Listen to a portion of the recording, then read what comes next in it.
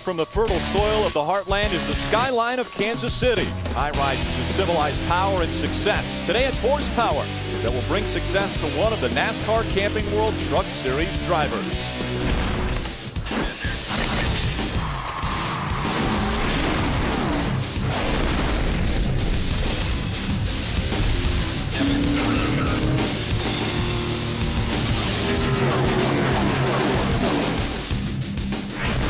Last year's title contenders Ron Hornaday and Matt Crafton are again battling, but this time it's to overcome a poor start to the season. Todd Bodine continues to search for that first win of 2010, while Eric Almirola is closing in on his first career victory. And Timothy Peters has the lead and momentum, but the schedule's making it tough to maintain. Just the fifth race of the 2010 campaign, and we come to Kansas Speedway. Welcome to the setup, presented by Polaris. Hello everyone, I'm Rick Allen. Kansas Speedway has been on the schedule for the past 9 seasons, and we've never had a repeat winner in all 9 races. But 3 will have the opportunity to adjust that statistic today. If Hornaday, Skinner, or Bodine are successful, it'll be their first win of the 2010 season. And because Kevin Harvick and Kyle Busch are not in the field today, their odds are better because those two have won 3 of our first 4 races. Let's get you caught up to speed. We look back at our first 4 races. We're underway with the Truck Series 2010 season. 3, 4, 5 trucks all collide. Hornaday's in the wall. You just can't bump after these things, and Ricky will learn that. Bodine blocks the advance down low. Timothy Peters moved out. Peters has got something he's got to go. Whoa, we get to the line. Todd Bodine scrapes the wall. Timothy Peters goes to the bottom of the racetrack to take the lead. Side by side, Bodine hangs on to it. A little contact. Timothy Peters is wild coming up to the line. Timothy Peters is going to win at Daytona. Race number 2 of the 2010 season. Green flag in the air. 3 wide already. A little contact. I think that there's a fender rubbing. Ron Hornaday Jr. breaks loose and slams the outside wall. Crafton's truck out of shape in the middle groove. He climbed the banking. He tags Bodine. Here comes Kevin Harvick pulling away from the field. A true dominant afternoon for the Easy Go Chevrolet. Green flag in the air. We're underway from Martinsville. Lorraine Cartiquet gets turned around on the front bumper of Clay Greenfield. Hornaday got into the back of Johnny Sauter. That's obvious contact right there from the 33 to the 13. Hard to imagine a more dominant day. Harvick will win at Martinsville again. And here comes Johnny Sauter. Not happy with Ron Hornaday. Green flag in the air. We're underway from Nashville. A lot of aggressive racing. You got to get all you can get. Almost 3 wide again. Johnny Sauter is in the crosshairs as Kyle Busch retakes the lead. In his first ever Truck Series race here at Nashville, Kyle Busch is heading to victory lane. First win for Kyle Busch in his own truck. That's got to be a great feeling. Well, there's no question that Timothy Peters never gets tired of seeing that victory lane ceremony from Daytona, but we've had about a month off. What have you guys done to prepare for today and our upcoming races to try to keep the momentum? Jeff Hensley and all the guys on the Red Horse Racing Toyota Tundra team has worked really hard on our mile and a half program, and you know, it shows up here today. The same truck that we had at Atlanta we qualified 30 with, we qualified 10th today. We got a really good piece in race trim, but just like to thank Chip Lofton with strutmasters.com, Crescent Tools for being on board with us this race, and how about that ride we had Friday in Fat Albert Airlines with all the guys with the Blue Angels? That was awesome what that C-130 could do. It was really cool, and we'll have more of that story coming up for you on the setup. Timothy Peters rolls off 10th today, and we want to hear from a newcomer to Camping World Truck Series. He's with Adam. And that would be Ken Schrader, who's in for Kevin Harvick in the 2 truck today. The boss has had pretty good success in this truck. Has he put any pressure on you, Ken, to go out and wheel it around this place? Well, just, you know, getting a chance to drive for Kevin Delana was awesome, and then Easy Go stepped up to sponsor it. But they're having a fantastic year. They did remind me that they're leading the owner points, and they intend to be leading it when they leave here, so no pressure. At least beat your teammate, all right? Teammate's awfully stout. I was looking forward to working with him. Schrader starting 12th today, Rick. They talked about points. Let's take a look at our points after 4 races. Timothy Peters, the only driver with 4 top 10 finishes to start the season. Eric Almirola, Todd Bodine in the top 3. Now Harvick and Kyle Busch, they won't compete in all of the races this season, so they'll drop out of the top 10. Matt Crafton holding on to the 5th spot. And how about Ron Hornaday, currently in 6th, trying to defend his championship? Well, we're entering our 4th month of the season, and we've only got 4 races in the books. That means that the drivers have had a lot of downtime, and Ron Hornaday has been able to take advantage of some of that downtime as he visited his hometown of Palmdale, California. On April 8th, the four-time series champion was honored by the city of Palmdale when they renamed a street Ron Hornaday Way and also presented Ron with a key to the city. Let's hear from the honoree. He's with Ray. Well, some pretty cool video there, Ron, as we're talking about the big accolades you got back there at home. But I want to go back to our racing season this year. 178 out for you guys right now. What do you guys do to try to get back on track, start winning races? Well, we just got to start finishing first. And, last 2 races we ran, we ran pretty good. So we've got a good piece here with the Longhorn Chevrolet, and Kevin Delaney has gave me another great truck. So we'll see what Doug makes some calls in the pits. And we made the adjustments for the weather, so I'm glad to see the sun come out, so we'll see what we have. All right, beautiful day here for sure, and Ron Hornaday looking to get back to victory lane. Adam?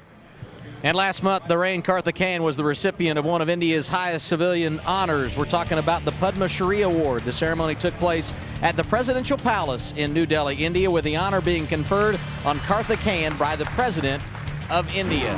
And this afternoon, Karthikeyan will make his second career start in the Camping World Truck Series, 13th in a very successful debut at Martinsville, and the Indian starts 22nd here today. Rick? Well, thanks, Adam. As we're just getting underway with today's setup, we want to make sure to give a thumbs up to a few different drivers that have performed very well, and particularly on our last race at Nashville. And you saw a look at that 60 truck. We want to start our thumbs up with Stacy Compton, going from 17th to 9th at Nashville, getting a top 10 finish. How about Rick Crawford adding to his statistics in Nashville? With his 10th place finish, that puts him at 159 top 10 finishes in his career. James Busher started 20th, made it all the way up to 13th, and today he will start 11th in the field. At your local dealer. Brought to you in part by Camping World. Visit Camping World RV Sales and check out the Freedom Elite Motorhome starting at only $49,995. And by AC/DC Iron Man 2, the album, available everywhere now. Truck Series drivers like to have fun, and on Friday it was infectious. Todd Bodine, Matt Crafton, and Johnny Sauter visited the Ronald McDonald House of Kansas City to visit and play with the families at the house and deliver supplies for the Tom Murphy Memorial Playground. Last month, the NASCAR Foundation and Sprint Incorporated broke ground on a new state-of-the-art playground for the house. They also had the honor of presenting a $50,000 check from the NASCAR Foundation to the Ronald McDonald House of Kansas City. Don't forget, on Friday, May 21st, the trucks run at Charlotte on NASCAR Day, and for just $5, you'll receive the official NASCAR Day pin, and your donation goes to the NASCAR Foundation to help out those less fortunate. And welcome once again to the setup presented by Polaris. Now, I'm just filling the seat for Chris DeVota. She was busy in Richmond last night and is on the speed report tonight. So, again, just keeping the seat warm for her. Now, there were a few drivers that were able to take advantage of a very interesting trip on Friday. Some of those drivers got to get involved with the aerial demonstration of the Blue Angels and their transport vehicle, which is called Fat Albert. Hey, hey, hey!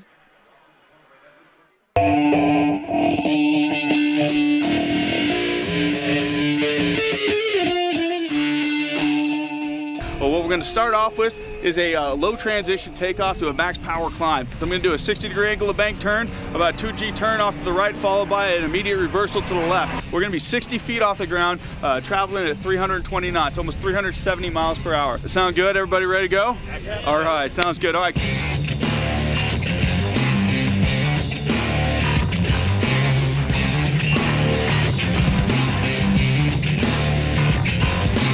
I'd really like to make it to the start of the race.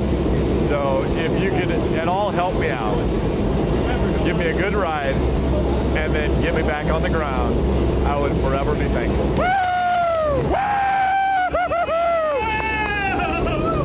Here we go. 60-degree turn. Woo! The G's, baby! Oh, the ground's right there!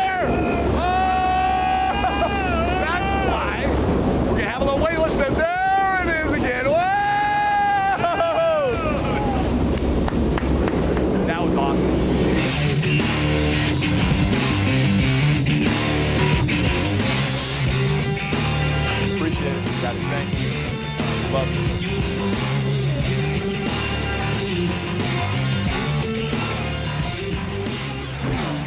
was great. Major Brendan Burns was the pilot on that flight, and I'm telling you, we had a lot of fun. And you may have seen, well, me have more fun than Private Ray, who was sitting next to me. I was enjoying the trip. I'm not so sure Ray was enjoying it as much as I was. He might have been a little bit scared. Ray, you weren't scared, were you? That wasn't it, Rick. It's that you had the super duper flight suit, and that helped keep the pressure in. I didn't have all those great things, but all the things that Johnny Sauter has at his command are to have a really good truck today. This is the same truck that you used to go to Victory Lane at Las Vegas. Can you pull off that same feat again today, Johnny? We sure hope so. That's why we're here. But just glad to have In Country Television back with us, Curb Records, obviously. But, you know, we were fast right off the truck, and this truck's always been fast for us. We struggled a little bit at Nashville with this truck and figured out why, I think. So this is one of my favorite racetracks. I don't know why. It always just has been, and looks like we're going to have a good crowd today. So. Felt like it was good in happy hour, and if we do it right and have solid pit stops, we'll be there at the end. Who's your toughest competition? Who do you got to beat? The usual suspects. I mean, Hornaday, obviously Crafton. All the guys, I mean, Skinner, Bodine, you know they're all going to be there by the end of this race. So, you know, we just worked on our truck trying to make it turn as best we could and work hard. And, you know, it is what it is. We just need to finish the race so we get back up in the points race. Okay, good luck to you. There's a good chance that ThorSport Racing is going to be right at the front today, Adam. And Brian Eichler, no stranger to successful debuts in his first ever event for Kyle Busch Motorsports. 32nd to 3rd at Martinsville, top 5 in your first ever truck start here at Kansas a year ago. So what's your confidence level for today? You know, I don't know. We've got a really good Toyota Tundra. We've got M&M's on board with us today. Really confident. Got a great team behind me. So hopefully we can capitalize and have a good finish. Eichler starting 9th here this afternoon. Rick? Well, thank you so much, and welcome to Phil and Michael for joining us up here in the booth. It's time to take our trip down memory lane. Whenever we come to a racetrack, we want to kind of review some of the things that have taken place, and we've had 9 years here. Phil, talk us through your memory. See, I want to take a look back at 2008 Ron Hornaday. He started from the pole, and he led 136 laps. Easy, right? Well, not so much. He had to hold off his teammate, Jack Sprague, on this green-white checker finish. Basically, well, it wasn't really a green-white checker. They ended up completing the entire distance, but it was a 2-lap shootout. That was actually the first 1-2 finish ever for KHI. They since have had 3 more. This is the only one that Ron Hornaday was able to win. I mentioned that Ron Hornaday won this race from the pole. He's the only pole winner that ever went on to win the race. And oh, by the way, he starts on the pole today to try to make it 2 times for a pole winner, as well as becoming the only 2-time winner here at Kansas Speedway. All right, Mikey, now your memory lane takes us back just a little bit further to when Terry Cook got to victory lane. Yeah, in 2006, Terry Cook started 5th, had a flat tire early though, Rick. He was in the midst of a 4-year losing streak, hadn't been to victory lane since 02. Grabs the checkered flag here after taking lead from Mike Skinner with 40 laps to go, and celebrates doing donuts and such. We're going to see that later on today, too. Somebody's going to pull into victory lane here at Kansas. What a great place to race on a Sunday afternoon. Check this out. He dropped his toolbox, but that's a tough Craftsman toolbox. And then he was able to jump into his crew's arms. Now, I know the fans really love the racing that goes on at this racetrack, and it gives us good memories of the great finishes that always take place here. Well, we saw a couple of them there. Ron having to hold off his teammate and grabbing the win, and Terry Cook breaking a losing streak. You never know. Like Phil said, no, the pole winner's only won from the pole once here, so you never know where the winner's going to come from. That's right. And memory lane, well, starts today for a lot of these the people in the crowd, as they were able to come out of the grandstands, go down into the infield, and actually get autographs from some of the drivers. So a memorable moment for quite a few fans. And then also they were able to stand in the infield while the drivers were introduced, and they were rolled around the front stretch in Army vehicles, and so they had a really hands-on situation that they were able to enjoy. And it's a great experience for the fans. They also had a concert down there in the infield, Pat Green, so it was a great morning for the fans. And then the teams, when they made their final adjustments on those trucks prior to rolling off to race today, the fans actually got to watch the teams as they made those adjustments. Track bar here, a little wedge there, some air pressure adjustments, so the fans were right in when the teams were working on those trucks. And a great crowd on hand for the infrequently used Sunday Camping World Truck Series race. We'll be back.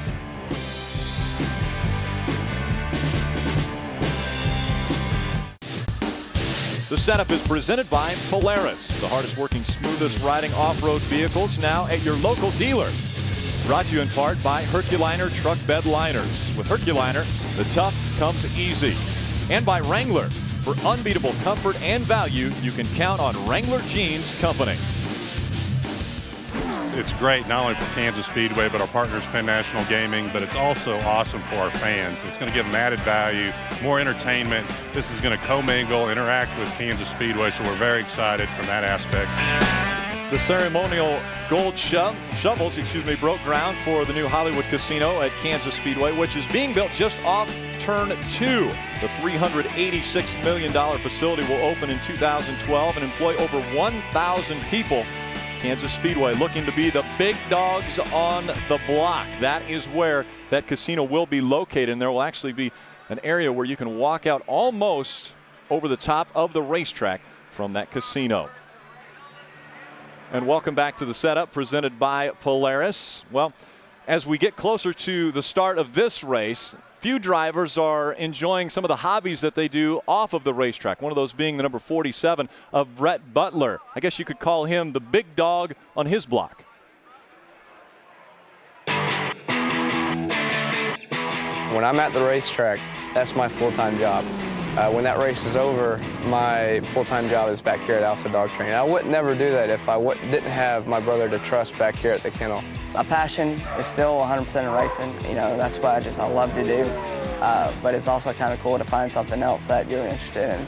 Going into kill facilities, it's really sad to see dogs being put down for bad behavior. So what I wanted to do is bring those dogs out and kind of teach them how to behave so that they could be put back in another home. I went up and interned with a man named Andy Hanlon, Dogs by Andy up in North Carolina. Learned everything from him. We train heel, sit, stay down, come in place. It's a little 3-week boot camp. You can get your dog done in any language, French, Belgian, Dutch, German. His dog, Greta, is in Belgian, Liger, Sita, Acta. Good girl. I don't want strangers, to give out orders to my dog. I want the dog just to listen to me. Acta. That's really the only reason. And it sounds cool too. Liger. Right place. All their basic obedience has to be done. We have to have 100% control of the dog before we can move on any further. I'm about to put pseudo, fake dope, fake drugs in this little filter. So it's heroin, crack, marijuana, and LSD is what we got our dogs trained on. It's just a scent, but it's all fake. It's not real drugs, we promise. I guarantee I'm gonna get random drug tests probably every week after NASCAR sees this. And we're never gonna tell our kids we have drug sniffing dogs, because if they wanna hide it in our house, that we could just find it. And they can't lie because our dog's telling the truth. I believe my dog. That's fake drugs right there. We're gonna go hide it in a locker, and Kelly, our Belgian Malinois, is going to find it. Let's find dope. Good girl. Good girl, show me. Good girl, Kelly. Good girl, that's your dope. Right now, my favorite part is narcotics and bite work. It's a game. So all she wants to do is bite the sleeve and not me, because I'm her owner. She loves me, but this whole thing's a process. Eventually, we'll get her off the sleeve and put a bite suit on. And in a real life situation, like if my wife is at home by herself, she doesn't have to have a gun or worry about a gun. She has a dog, and everything would be on command. We started this new program where we're going to rescue a dog a month from the animal shelter where they euthanize the dogs. And we kind of modify their behavior and try to move those dogs that we're rescuing out to be in a new home. It's a lot of fun. I love my job. I love being with dogs. It's just a lot of fun. And a pretty impressive hobby away from being a race car driver. He also trains, well, a few of the stars' pets. Nala, Kelly Pickler's dog, and Brass Knuckles from Big Boy of Outcast. And let's hear from Brett Butler. He's with Ray. Hey, Rick, he just told me that I could put on that big arm pad and he could have some of the dogs chase me. I said he must not have been watching the Fat Albert story. I don't have the stomach for that stuff. But an incredible project for you on the side. But talk about mastering this racing thing, Brett. It's a brand new deal for you in trucks. How you liking it? Oh, I love it. The Field Dr. Chevy, we were running pretty good in practice. Kind of slipped up in qualifying, but we'll make our way up. The good news today is you got plenty of time to practice passing, right? Yeah, exactly. We didn't get to do much of that in practice. We stayed kind of like single file, but You know, it's a long race. We'll get a lot of passing in tonight, hopefully. All right, we wish you good luck. Brett Butler rolls off 33rd today here from Kansas. Eric Almirola enters today second in points. He has been a model of consistency in 2010. No finishes outside the top 12. So tell us what your biggest challenge will be today. Probably that 33 truck. It is every week. You know, KHI's got a really good program, but everybody at Billy Blue Motorsports has been working really hard to catch back up to them, and our Toyota Tundra is pretty good today, I think. It was pretty good in practice yesterday. We made a couple long runs, and we felt like we were really good. So just proud of everybody on this Graceway Pharmaceuticals Toyota Tundra for bringing another good truck. They bring good trucks every week. So just having fun out here in Kansas. The sun's out, no tornadoes, so we're in good shape. And Eric Almirola will roll fourth this afternoon, Rick. Richard Childress on hand. That's Austin Dillon's grandfather. Enjoying a Kansas race. The fans have made their way from the infield into the grandstands, and the drivers are standing by their trucks as we're getting close to pre-race ceremonies. Stay with us here on The Setup.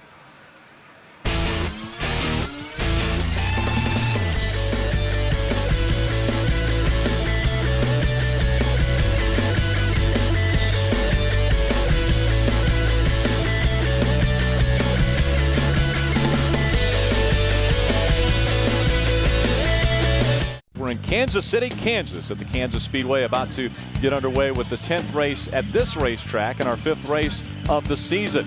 Next on the schedule for the Camping World Truck Series, we'll be moving on to Dover International Speedway for the Dover 200. That is Friday night, May 14th at 8 p.m. with Chris Devoda and The Setup. Thanks for joining us here on The Setup. The drivers are ready. We hope you're ready to get the engines cranked up and racing from Kansas. Next.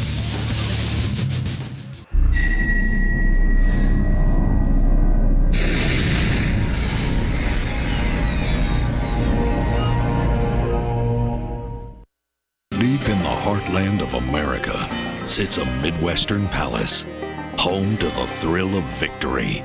He's been close so many times, and finally, Eric Darnell in victory lane. Hell yeah! Woo! Oh my God, dream come true. I know I passed every truck at least 5 times. The birth of stars. The crowd is on their feet, and Carl Edwards wins the O'Reilly Auto Parts 250. Oh man, I love you, Steve. And the working man's hero. My hat's off. Randy, we got it, buddy. Ron Hornaday looks as though he's going to have enough fuel, and he will win in Kansas. Todd Bodine came over the radio and said it feels like home. Where West meets East, youth meets experience, and rubber meets the yellow brick road. Racing in the Land of Oz starts now on Speed. Welcome to Kansas Speedway, and welcome to the NASCAR Camping World Truck Series O'Reilly Auto Parts 250 here on Speed. Well, we've had 9 previous races and 9 different winners. That's one of the stories we're going to be following, and the guys that will cover most of the stories on pit road, Adam Alexander and Ray Dunlap, join me. Ray, what's the story that you need to follow today? Well, Rick, I just came down to the front of the grid to try to find out what will Ron Hornaday, our pole sitter, do as we get ready to roll off today. You know, as the pole sitter, you've got the option to start on the inside or the outside. Hornaday said, I'm leaning towards using the outside lane. I said, what is the deciding factor? He says, we haven't quite made it yet. They're about to make that decision. I'm waiting for Harvick to call me to let me know that. Okay, so the boss has to tell him whether or not he should start inside or outside. Adam, what's on your news? Perhaps one reason Hornaday would think about the outside lane is last year when he was on the pole, this guy, Mike Skinner, who started on the outside of row 1, beat him off the corner on that first turn and was able to grab the early lead. Skinner went on to victory, and it was a big day for Randy Moss Motorsports, the first time they had ever had an opportunity to take home the trophy. Skinner starts 8th today. He battled an ill-handling truck yesterday in practice, but they think they have this brand new machine dialed in. Perhaps he can make it 2 in a row here in Kansas. Rick? Thank you, Ray and Adam. And the crowd had a great chance to get up close and personal with the drivers earlier today. They were invited down into the infield, got autographs from some of the drivers, actually were on hand when some of the final adjustments were made to these NASCAR Camping World trucks before they're ready to take on 167 laps or 250 miles from this Kansas Speedway. Let's get the pre-race ceremonies underway. We go back trackside. Ladies and gentlemen, please rise and remove your hats as the Washington High School Air Force Junior ROTC present our nation's colors. Please remain standing as Chaplain Lieutenant Colonel Dick Lionberger, United States Air Force Auxiliary of Savannah, Missouri, offers our invocation. May we pray? Almighty God, our loving Heavenly Father, we thank you that we are the favored ones who live in this great country.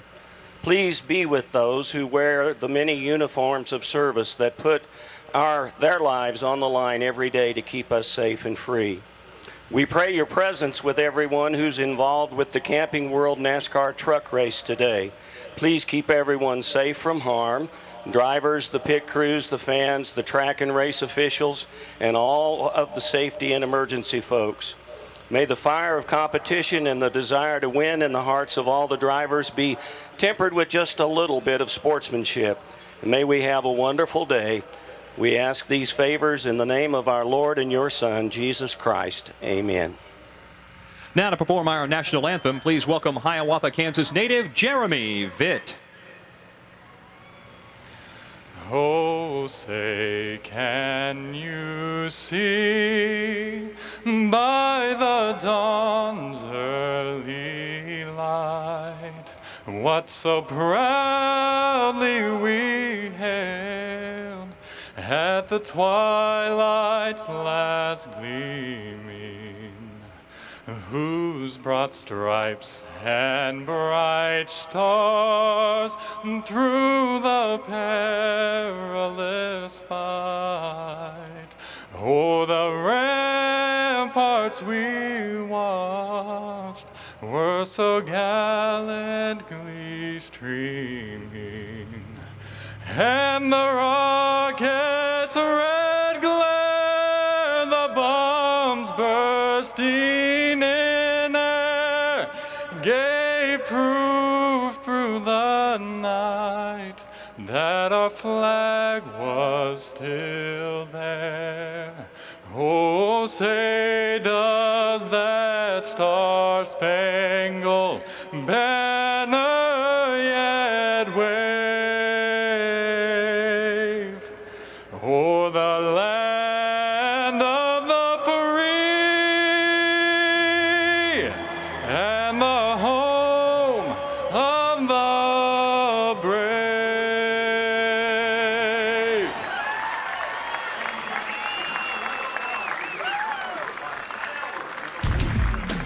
Gorgeous day to enjoy racing at Kansas Speedway. The O'Reilly Auto Parts 250 and the engine's firing. Coming up next. Visit Camping World RV Sales and check out the Freedom Elite Motorhome starting at just $49,995. By Just for Men Hair Color, Live Forward, and by the Sponsifier.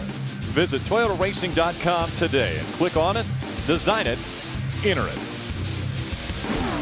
Welcome back to Kansas Speedway. A gorgeous day for racing as the drivers are strapping in to their race trucks.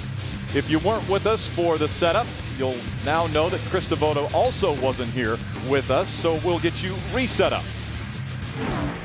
The 14 truck is not here. It's the first time in, well, since 1997 that Rick Crawford has not been behind the wheel of the 14, but Rick Crawford is in the 76 truck today. The 33 is on pole for the third year in a row, and we have had 9 different winners in 9 races from Kansas Speedway. And we welcome once again Phil Parsons and Michael Waltrip. Now, Phil, what is the significance of starting on the inside or outside? We heard Ray talking about that with Ron Hornaday after winning the pole. What makes the difference? You know, I talked to Ron Hornaday this morning, and he said, I really would like to start on the outside because I don't want to be on, be on the inside, and that outside truck pull me around. He said, but if I start on the outside, then that puts the two ThorSport trucks together, because Matt Crafton qualified second. That would put him on the inside, and Johnny Sauter, who qualified third, right behind him. So he said, I really don't want to get those two trucks together on the initial start. So at that time, he was undecided about what to do, and I think, as Ray mentioned, he's waiting for Kevin Harvick to tell him. When they bail off into turn one, Rick, though, they're going to run wide open all the way around that turn here at the start. They might do that for several laps into this race. Where they struggle is grip off the turn. So as the trucks exit turn two, if Ron's pinched down on the bottom, he's got that thing cut. He could get loose up under that truck on the outside. So those are the things he's considering. What's going to happen if I line these ThorSports trucks up, and what's going to happen if I get pinched down? I've got to make these decisions. And he's wanting some help from the boss. Yeah, everybody wants to keep their foot all the way to the floor here with the tapered spacers on these trucks. Let's get the engines fired. We go down for the command. Famous words in motorsports. Please welcome the owner of Chatto's Body Shop, Trish McDaniel. Drivers, start your engines!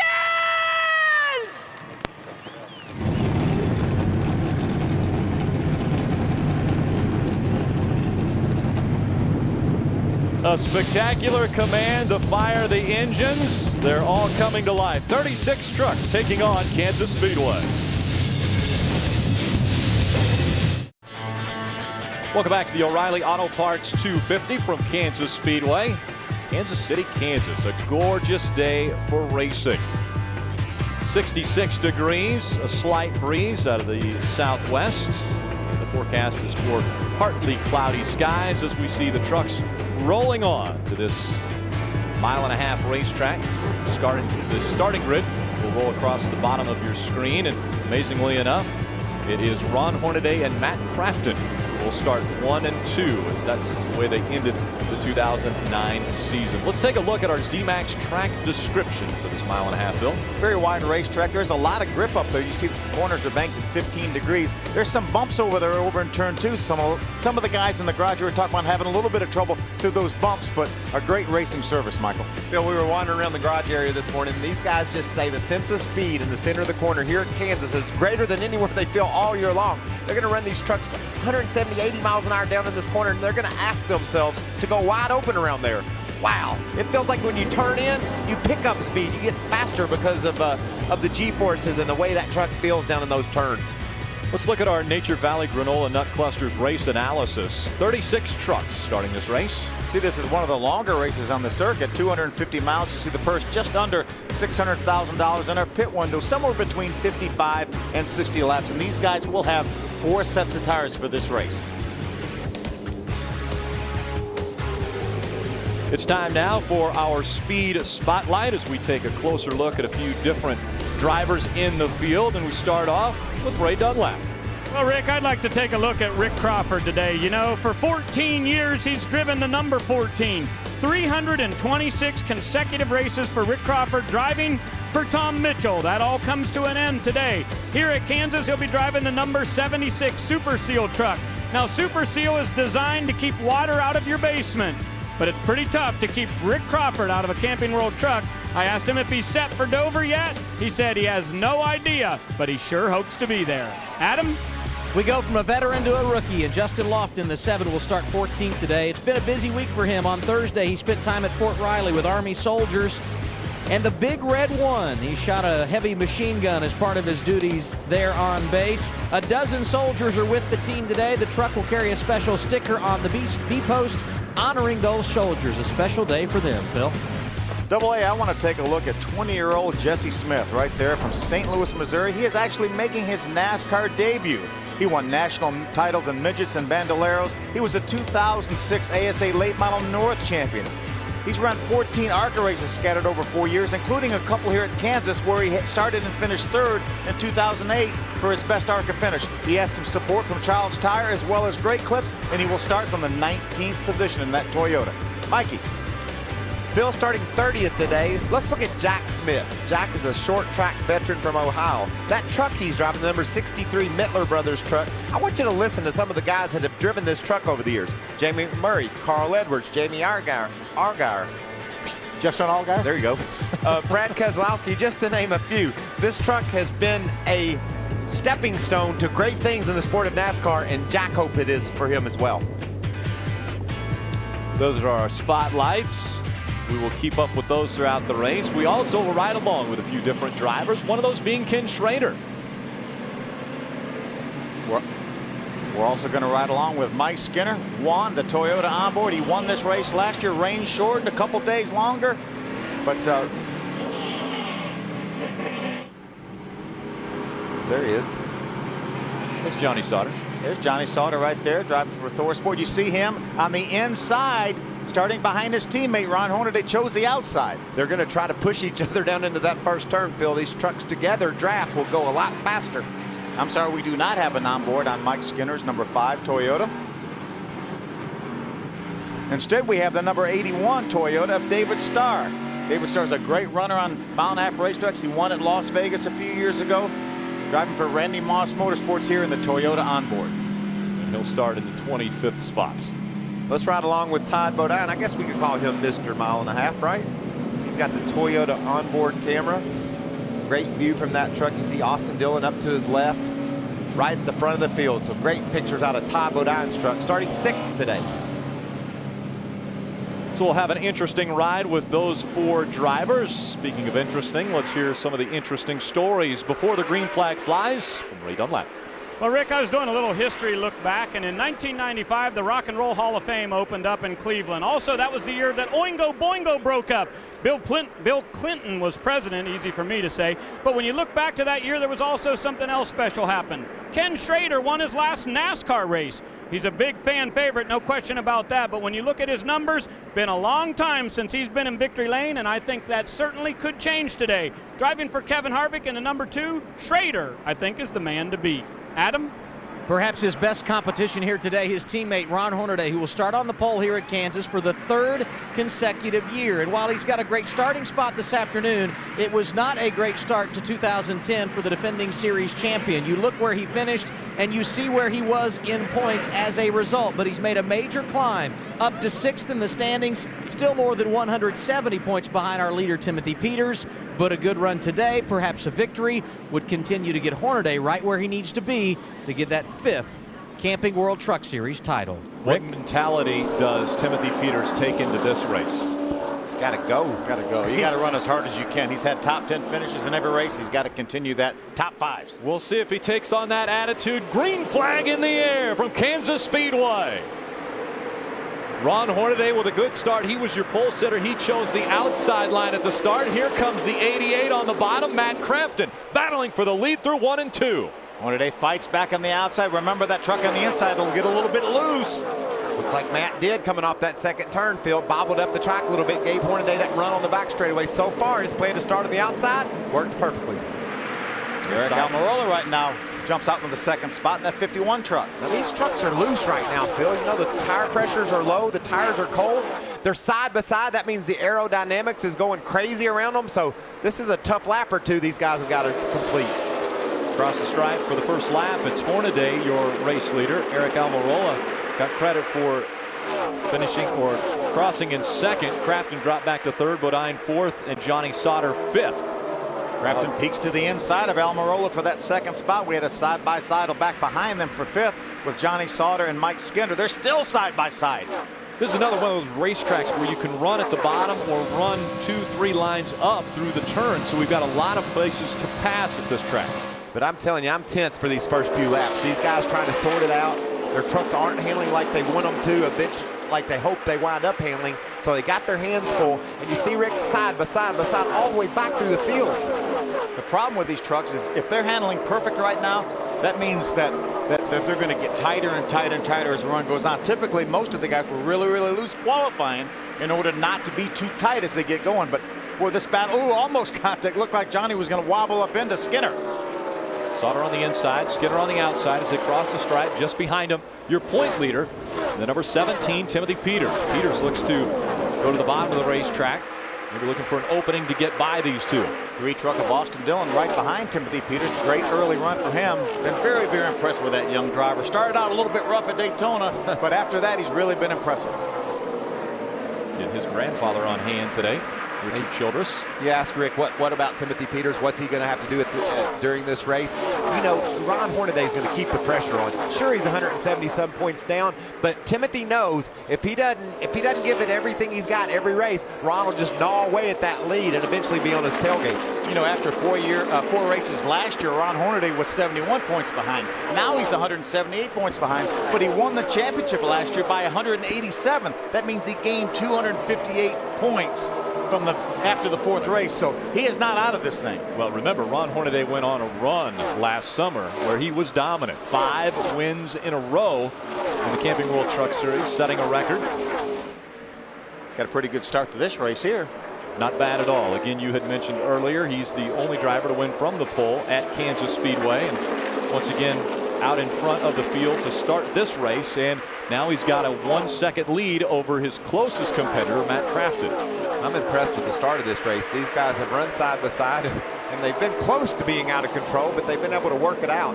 And you know, Phil, when they run down into these turns, they are barely letting off the gas, and the sensation of speed is just amazing here at Kansas. These trucks will run anywhere from 10 to 15 miles an hour faster through the center of the corner than a Sprint Cup car will. And that's because of the tapered space or the less horsepower? Because of the tapered space or less horsepower and more downforce, especially more side force with these big sides on these trucks. I was talking to that man right there, Kenny Schrader, earlier today, and we had a test over in Chicago with these trucks with basically the same engine configuration as they have now. You know, you go down this front straightaway and you think, oh heck, here comes that turn. And when that turn gets here, you feel like you're going to speed up and go faster. He said that's the same thing in this 2 truck. He kind of wanders down the front straightaway, but knowing when he gets down to turn 1, the game's going to have to pick up. I'm really interested to watch Schrader today. He's going to be patient. He's going to be calm. He knows he's got a truck. He got one loose off 4, got a flat tire and a crash. That is Narain Karthikeyan sliding back up in front of the field. And it looks as though no contact with any of the other trucks, but into the wall goes Narain Karthikeyan in that number 60 truck. I think Narain was just a victim of circumstances there. He did such a great job at Martinsville, racing all day long, getting a top 15 finish, learning about these trucks. I believe the 16 truck blew a left rear coming off turn 4 and lost his truck and just dove right into Narain. Yeah, that's Wes Burton right there. He's making his 3rd Camping World Truck Series appearance, but it's a brand new team here, this number 16 truck. One of 3 brand new teams that we had here this weekend, but tough break for Narain Karthikeyan. Oh man, and you know, that's just so disappointing. He said, I get this stuff. I raced all day at Martinsville. This is a big old wide track. I know I'll be able to race all day here, but I believe that's the tire off the 16 truck. I saw that fly up in the air. Let's see if we can get a replay here. And we look back at what took place coming out of turn number 4. We look back behind this, we're looking at right there. See the 16 truck come down and hit Narain? Yeah, Narain was underneath the 16 truck. 16 truck had a tire go down, went flat, blew out, and he's almost spun, and Narain was just in the wrong place at the wrong time. Yeah. Tony Jackson Jr., the 07, did a nice job avoiding. There's another. There's a contact. He just came down, turned left off the outside wall, ran right into Narain, and look at the 07 get by, just barely. Tony Jackson Jr. You know, Phil, Narain didn't see that coming. He was just coming off turn 4, running his own line. Watch. Look at the very right of your screen here, the 2 white trucks. He came down at a 30-degree angle. Narain just riding along, biding his own time there, minding his own business. And unfortunately for him, he was in the wrong place at the wrong time. And like you said, look at Jackson. He just slowed down. He made sure he tried to figure out where that truck was going and did a wonderful job of not making that accident even worse for Narain. Narain out of his truck and into the safety vehicle. And a very disappointing day in India because they have been following this broadcast in India today as we see Mike Skinner now making his way onto pit road. Several trucks coming to pit road this early in the race. Schrader also on pit road. Adam Alexander. A little bit early for Mike Skinner. They were not happy with how this truck reacted yesterday, and there were a number of teams in the garage this morning, Rick, that were concerned with their vehicle if we were going to get sunny skies, which we have today. Cloud cover is what they practiced under yesterday. A chassis adjustment. They top off the fuel tank for Skinner at lap 9. Kenny Schrader. And Ken Schrader also on pit road here. They will change tires. Nope, looks like they're pulling a spring rubber out of the right rear for Schrader. They'll put that right rear tire on, and left rear tire on, I should say, and send him on his way. That's a spring rubber out of the left rear there, Phil. That means that truck wasn't handling like Schrader wanted it to in the corners. Evidently, if he's pulling the rubber out of there, the thing was tight. He couldn't get it to turn. They're cleaning the front of that truck off because you see the steam coming out of the overflow at the base of the windshield. It is overheating. That's Tony Jackson Jr. We'll be back. Tomorrow night, don't miss an all-new Fast Track to Fame. It's the talent show so wild it could only happen trackside. It's an all-new Fast Track to Fame from Las Vegas Motor Speedway tomorrow night at 8 p.m. Eastern, only on Speed. Marcus Ambrose is our guest judge. If you want to check that out. And you think it ever snows in the desert? It did this time. Ron Hornaday out in front of the field. We've completed 11 laps, and he's been out front all 11. NASCAR news and information, and hear straight from the drivers and crew chiefs when they stop by the garage to hang out and talk racing. NASCAR Race Hub presented by Hooters tomorrow night, 7:30 p.m. Eastern, only on Speed. You know, Tony Stewart's going to do a media ride-along in Charlotte tomorrow, and we're going to be there to cover that. We'll have that on the Hub tomorrow night. And also this week, Jamie McMurray, Daytona 500 winner, and Clint Bowyer's crew chief, Shane Wilson, will also be on the Race Hub this week. Don't want to miss it. A lot going on the Hub. Yeah, absolutely. And a lot going on pit road, Adam. Nothing to lose. The 5, 2, and 23 all coming down. That would be Mike Skinner, Ken Schrader, and Jason White, respectively. They all pitted at lap 9, made adjustments, and got a little fuel. They top off the tank at lap 13 and rejoin the field as we get set to go back under the green flag. Now Phil, we saw him make some adjustments. A little bit of tape, it looked like, on the front of the 5 truck. Did that put those guys into a different pit window? Is that why they're comfortable with coming in, getting a little gas? I mean, I know it puts them in better shape than it does our leaders, but then they kept coming back to pit road. Was that all about adjusting the truck, or does the gas help them get to another point? I think it was adjusting the truck, because we still have 154 laps to go. We know these guys can run about 60 laps tops, so that's not going to be enough to make it only a one more stop race. So I think it's all about the adjustments. We do it early. We talked about Schrader getting a rubber either in or out of that left rear corner. You actually put one in, which means when he goes down the corner, the thing wants to spin around, the back wants to come around. You got to get that worked on, and doing it early is really smart. Now you can go to work on the rest of the field. Back in the gas, Ron Hornaday, a couple spreading out back further in the field, 3 and 4 wide, as the green flag back in the air from Kansas. Hornaday chose the outside once again. It worked for him the first time. He's going to stick with that plan. Right now, Todd Bodine he's emerged up in the 2nd position. There's a surprise, right? Todd up front on a track like this. Yeah, he's won 10 of these races at mile-and-a-half racetracks. Matt Crafton dropped all the way back to 4th now as Todd Bodine has moved up to 2nd. Timothy Peters has moved up into the 3rd spot. Now Mike Skinner gave up the 5th position to come onto pit road, and we saw Ken Schrader give up 13th to come onto pit road as well. Yeah, Mike Skinner was involved in a torrid battle with Johnny Sauter over that 5th position. You can see what he's got now, what he's faced with now. He's Austin Dillon right there in front of him. A lot more crowded back there. Seems like Timothy Peters has got things working now as he moves up into the 3rd position, Ray. And Rick, he was very tight down in 1 and 2. He called back to Jeff Hensley. Jeff said, don't worry, we got a lot of adjustability into this truck. We'll get it better for you. But just before we went back to green there, he called up to his spotter, Kevin Ray, and he said, check that right front tire for on the racetrack, Ray. The 21 and the 10 are involved. Jennifer Jo Cobb in the 10 and the 21 of Chris Eggleston. See some right side damage to Chris's truck. That's Chris Eggleston in the 21, and we saw the 10 of Jennifer Jo Cobb. A lot of damage to the left rear of that truck. That has the look of what we talked about when the race started. Why I was so nervous, I knew these trucks are hard to drive on cold tires, and looks like maybe one of these two got loose.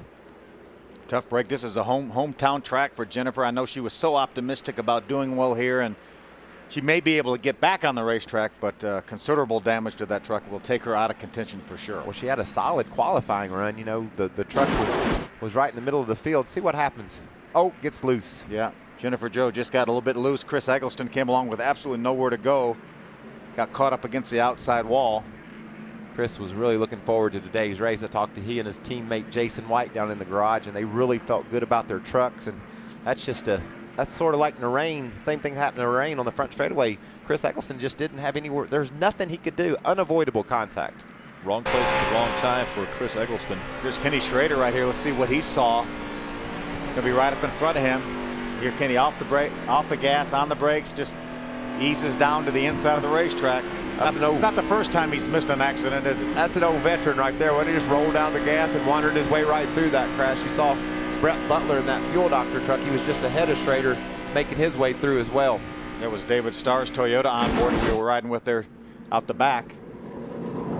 Our first caution came out on lap number 9, and that was when the 16 and the 60 had an issue on the racetrack. Narain Karthikeyan now out of the infield care center with Ray.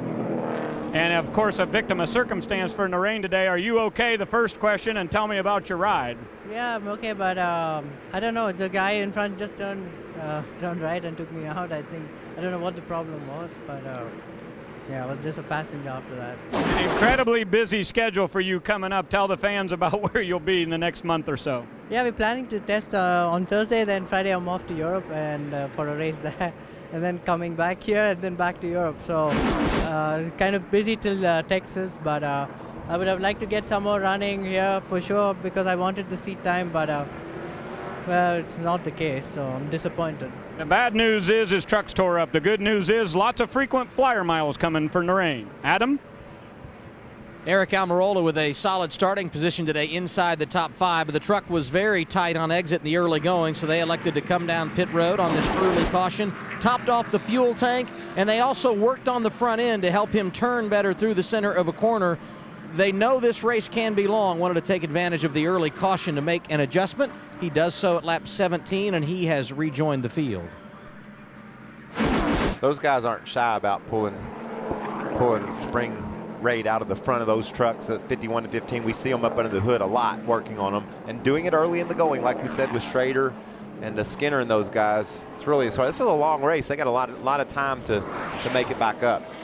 Mike Harmon is the recipient of the Aaron's Lucky Dog, so he will get a lap back here at Kansas. And then we will go to the double file restart when we come back.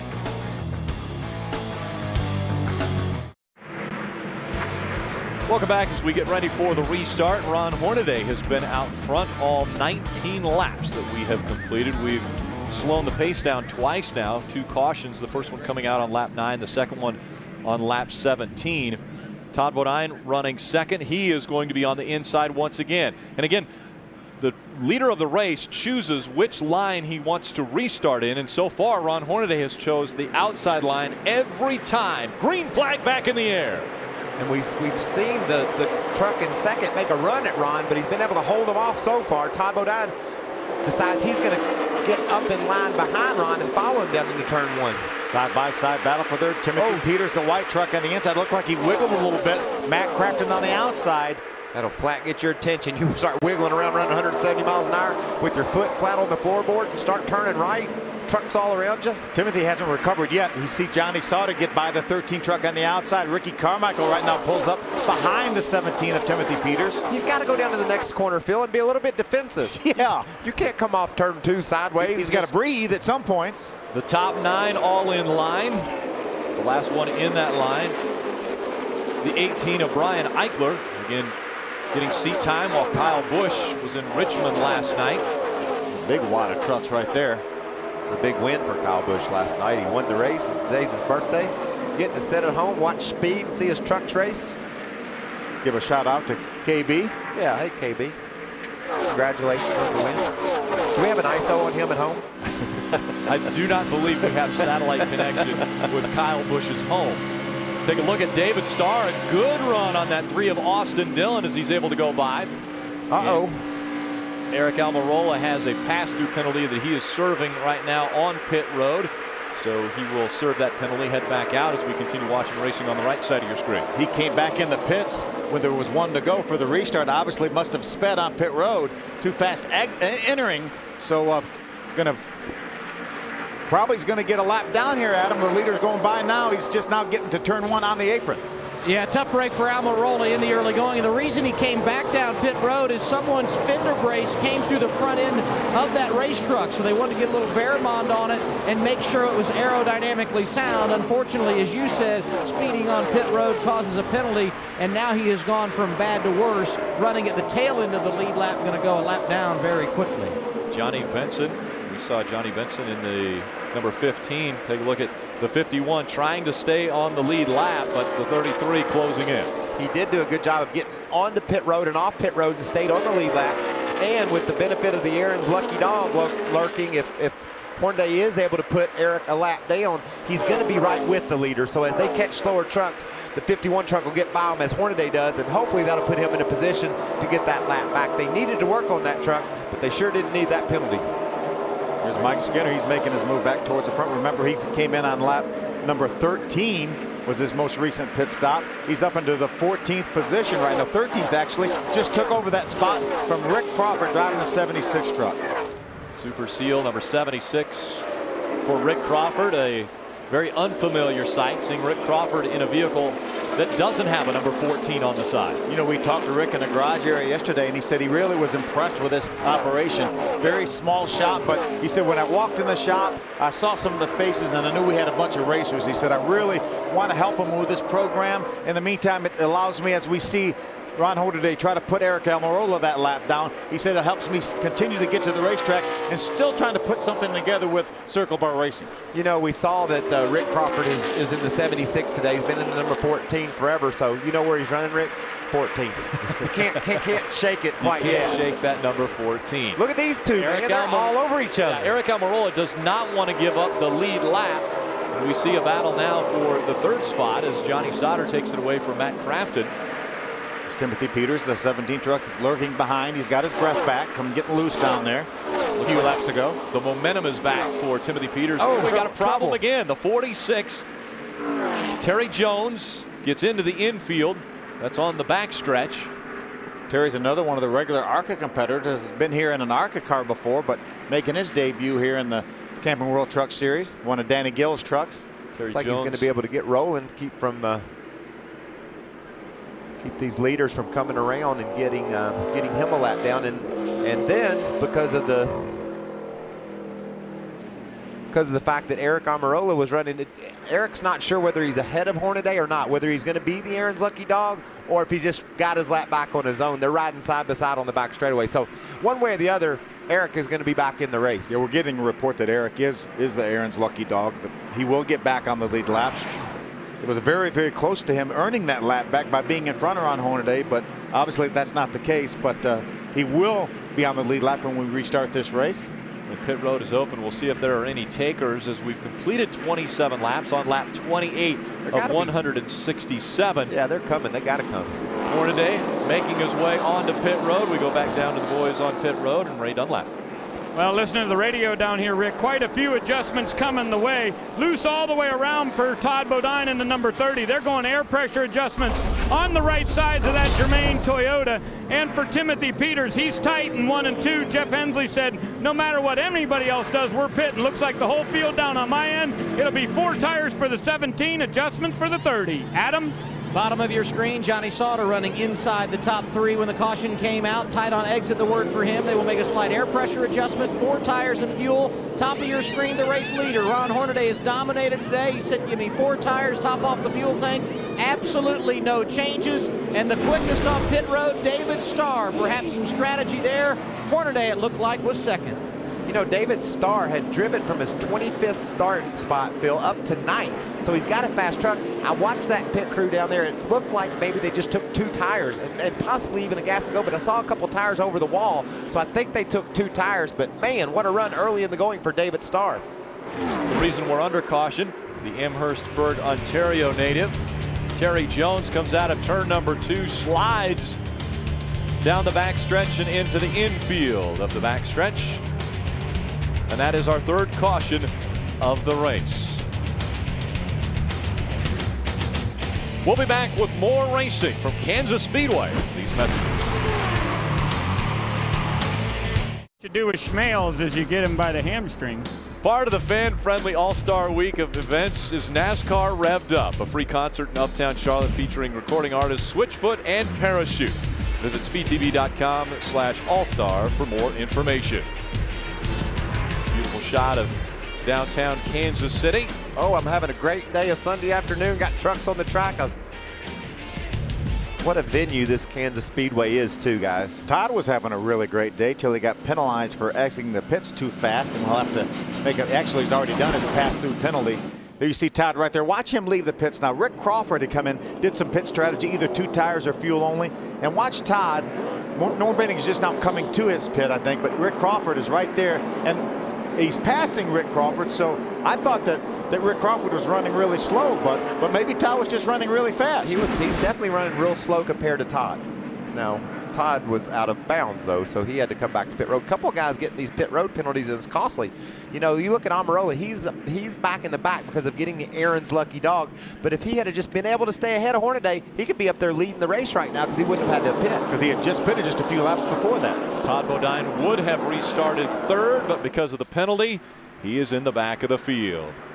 Bringing them to the green flag, it's the 81 of David Starr on the outside. Ron Hornaday on the inside. David Starr was scored as our race leader, so he chose the outside line as Hornaday has done on all the restarts. So this is the first time that Hornaday has restarted from the inside. It looks like it's going to work for him down there too. Same result. Ron Hornaday with the lead as they exit turn 2. He's got a strong truck today. Yeah, maybe he's got a good truck. I think that's part of it. 3 wide maybe? Matt Crafton trying to get to the inside of that 76. Again, that's Rick Crawford. Look at Crawford go in that new truck. Jumps out in front of the 81 of David Starr. Ray Dunlap. David Starr feels like he has a good truck, but you guys were right. He did go with 2 tires on our lap 28 pit stop. No adjustments on that race truck, but 2 tires only to try to get track position. Adam? And Brian Eichler, who's been very solid here today, running in the top 10 throughout the afternoon, came in the 8th position, restarted 16th because they had an issue on the jack when they made their pit stop. So a tough break for Eichler. He's going to try and rally back. You may remember he made his debut in this series a year ago and finished inside the top 5. These guys just need to get some laps in, Phil. We've seen it already. You know, after you have a restart, you're going to have the possibility to get loose and have another caution, another restart. We've had that happen here. We've had a lot of pit strategy too. A lot of guys with 2 tires, so you wouldn't think the 2 tires would be quite as good as the 4 tires. Hornaday gets high off turn 2. I tell you, Rick Crawford is hanging in there extremely well now. He's actually taking a look at the inside of Ron Hornaday just for a moment going in turn number 3. What a battle for the lead. Look at Then he got loose. He's losing into the side of the 56, Taylor Malsom, and so Rick Crawford takes out the 56 as he gets loose, battling for the lead. That's what we talked about. You know, oh, watch out, guys. Behind them, trying to thread the needle.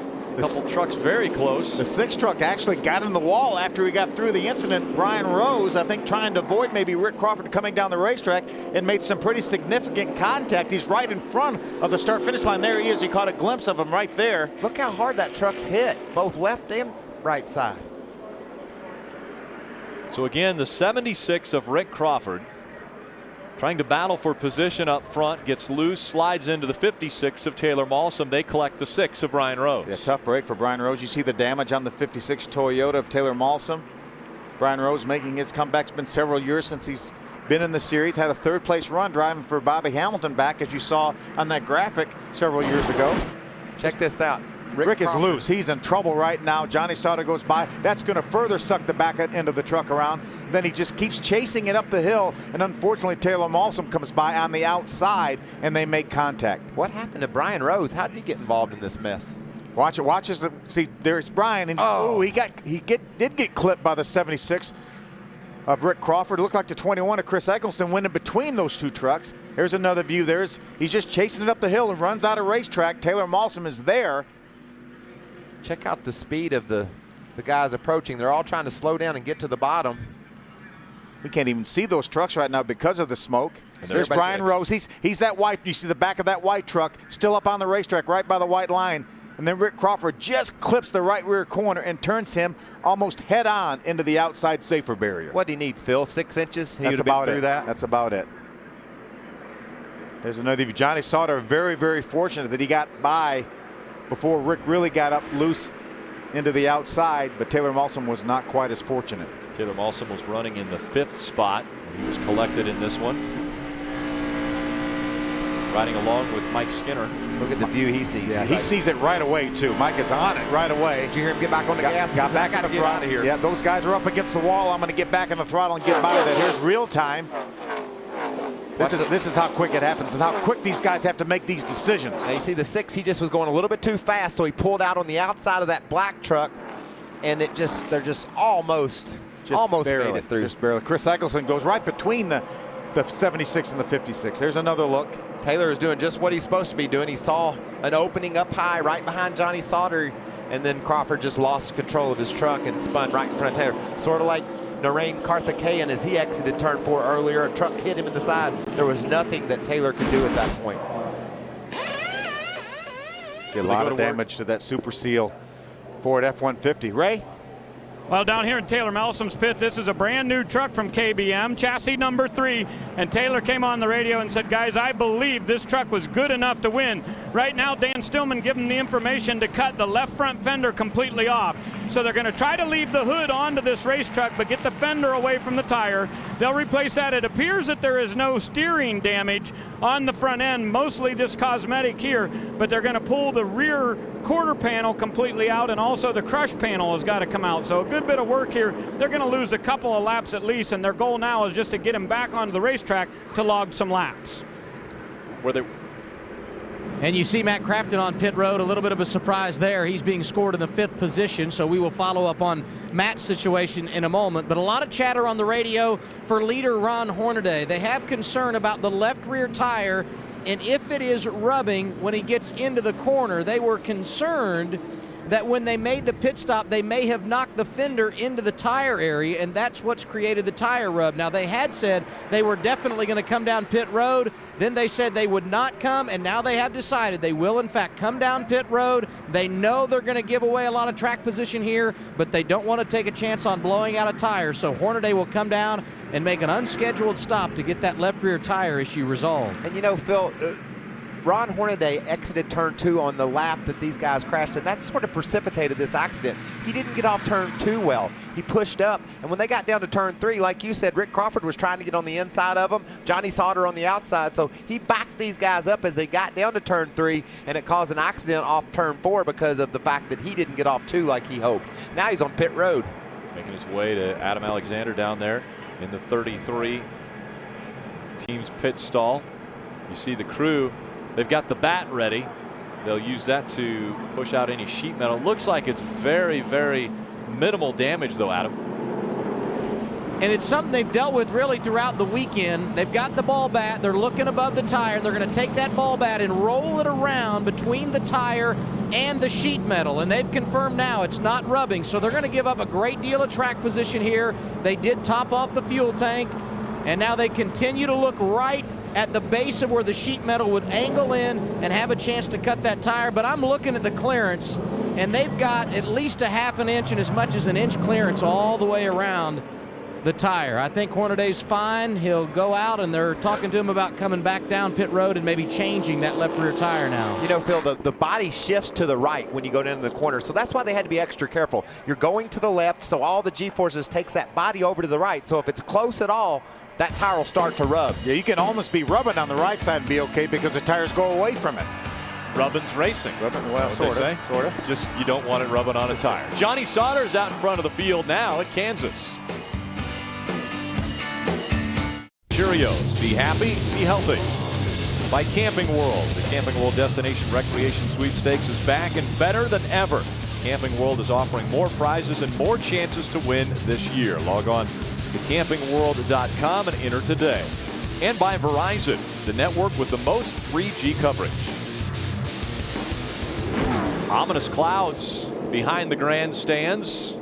That is to the west of us, so any movement of weather would move from the west to the east. The 33 topped off back on pit road once again to top off for fuel, as did the 88 of Matt Crafton. You see them tucking to the back of the field. Todd Bodine did also. Todd Bodine right in front of that group right there. Adam, what went on with the 88 truck? The reason they came down at lap 37, Phil, we saw that they were in unscheduled. Not sure why the Romeo window was loose, so they had to make that adjustment. They got that taken care of. As you guys pointed out, he's topped off the fuel tank. Hornaday and Crafton with a little company as they try to make their way back through the field. We'll keep our eye on them as the field comes to the stripe once again. Green flag back in the air. Johnny Sauter on the outside, the 31 of James Busher on the inside. Busher finished 12th in the nationwide race on Friday night. Yeah, this is the first of many races. Oh, trouble. Problems coming into turn 4 or it's turn Matt 1. Crafton involved. Crafton is involved. We see the 63 of Jack Smith, the 01 of Carl Long. Who's that truck on the bottom? Down in Jesse the grass. Smith involved in a Charles Tire Toyota. There's another truck down in the grass that has not got back up to speed and is parked. We see a lot of damage to the front of the 88 truck. It's the 21 of Chris Eggleston. He's been involved in an incident earlier today, our second caution. Yeah, this is his second crash of the afternoon. There's Carl Long in the 0-1. A lot of smoke from that 90 truck as it comes off of turn 4. Stays on the racetrack, though. It looks like an engine situation there. Is it coming out of the tailpipes, Michael? I believe it is. Right after a restart, you'd have to wonder if maybe he missed a shift or something and caused those issues with his engine. Let's see if we can take a look at what happened here. Watch at the back of the pack here. Look, see, going right out of your right side of your screen was that 90 truck. There he is, left side of your screen. Looks like I saw a little puff of smoke there.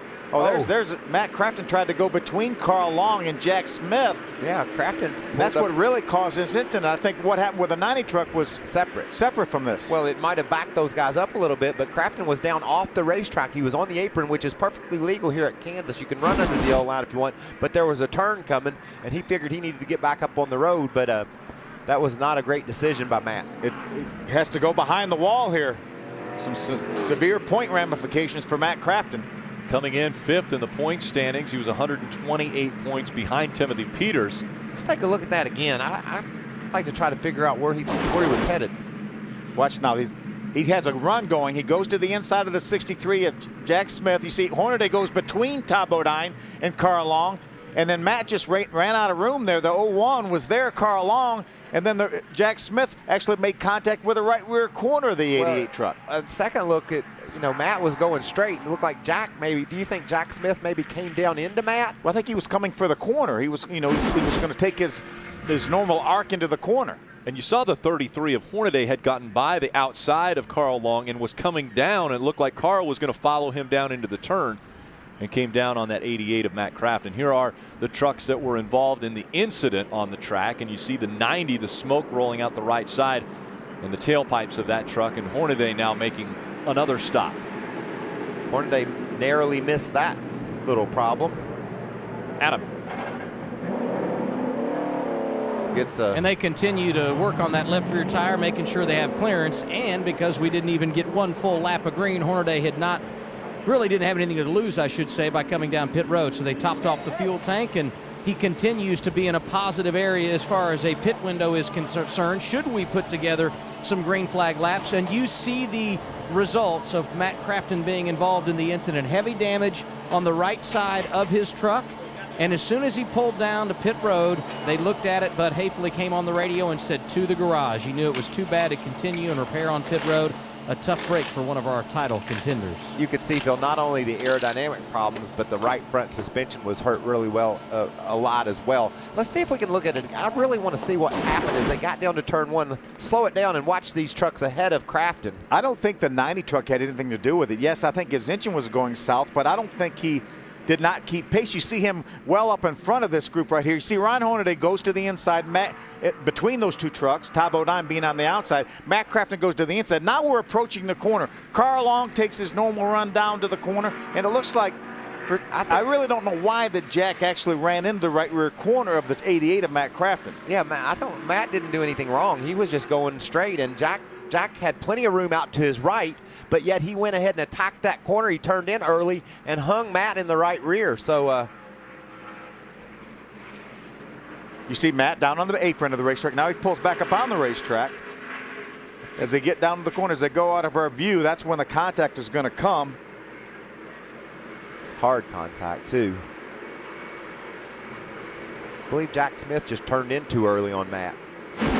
Matt Crafton coming into this race 5th in the point standings. Again, 128 points behind Timothy Peters. Again, he was 2nd in the championship standings at the end of the 2009 season. He has an uphill battle in front of him at Kansas Speedway. It's Johnny Sauter still leading the field for Kansas.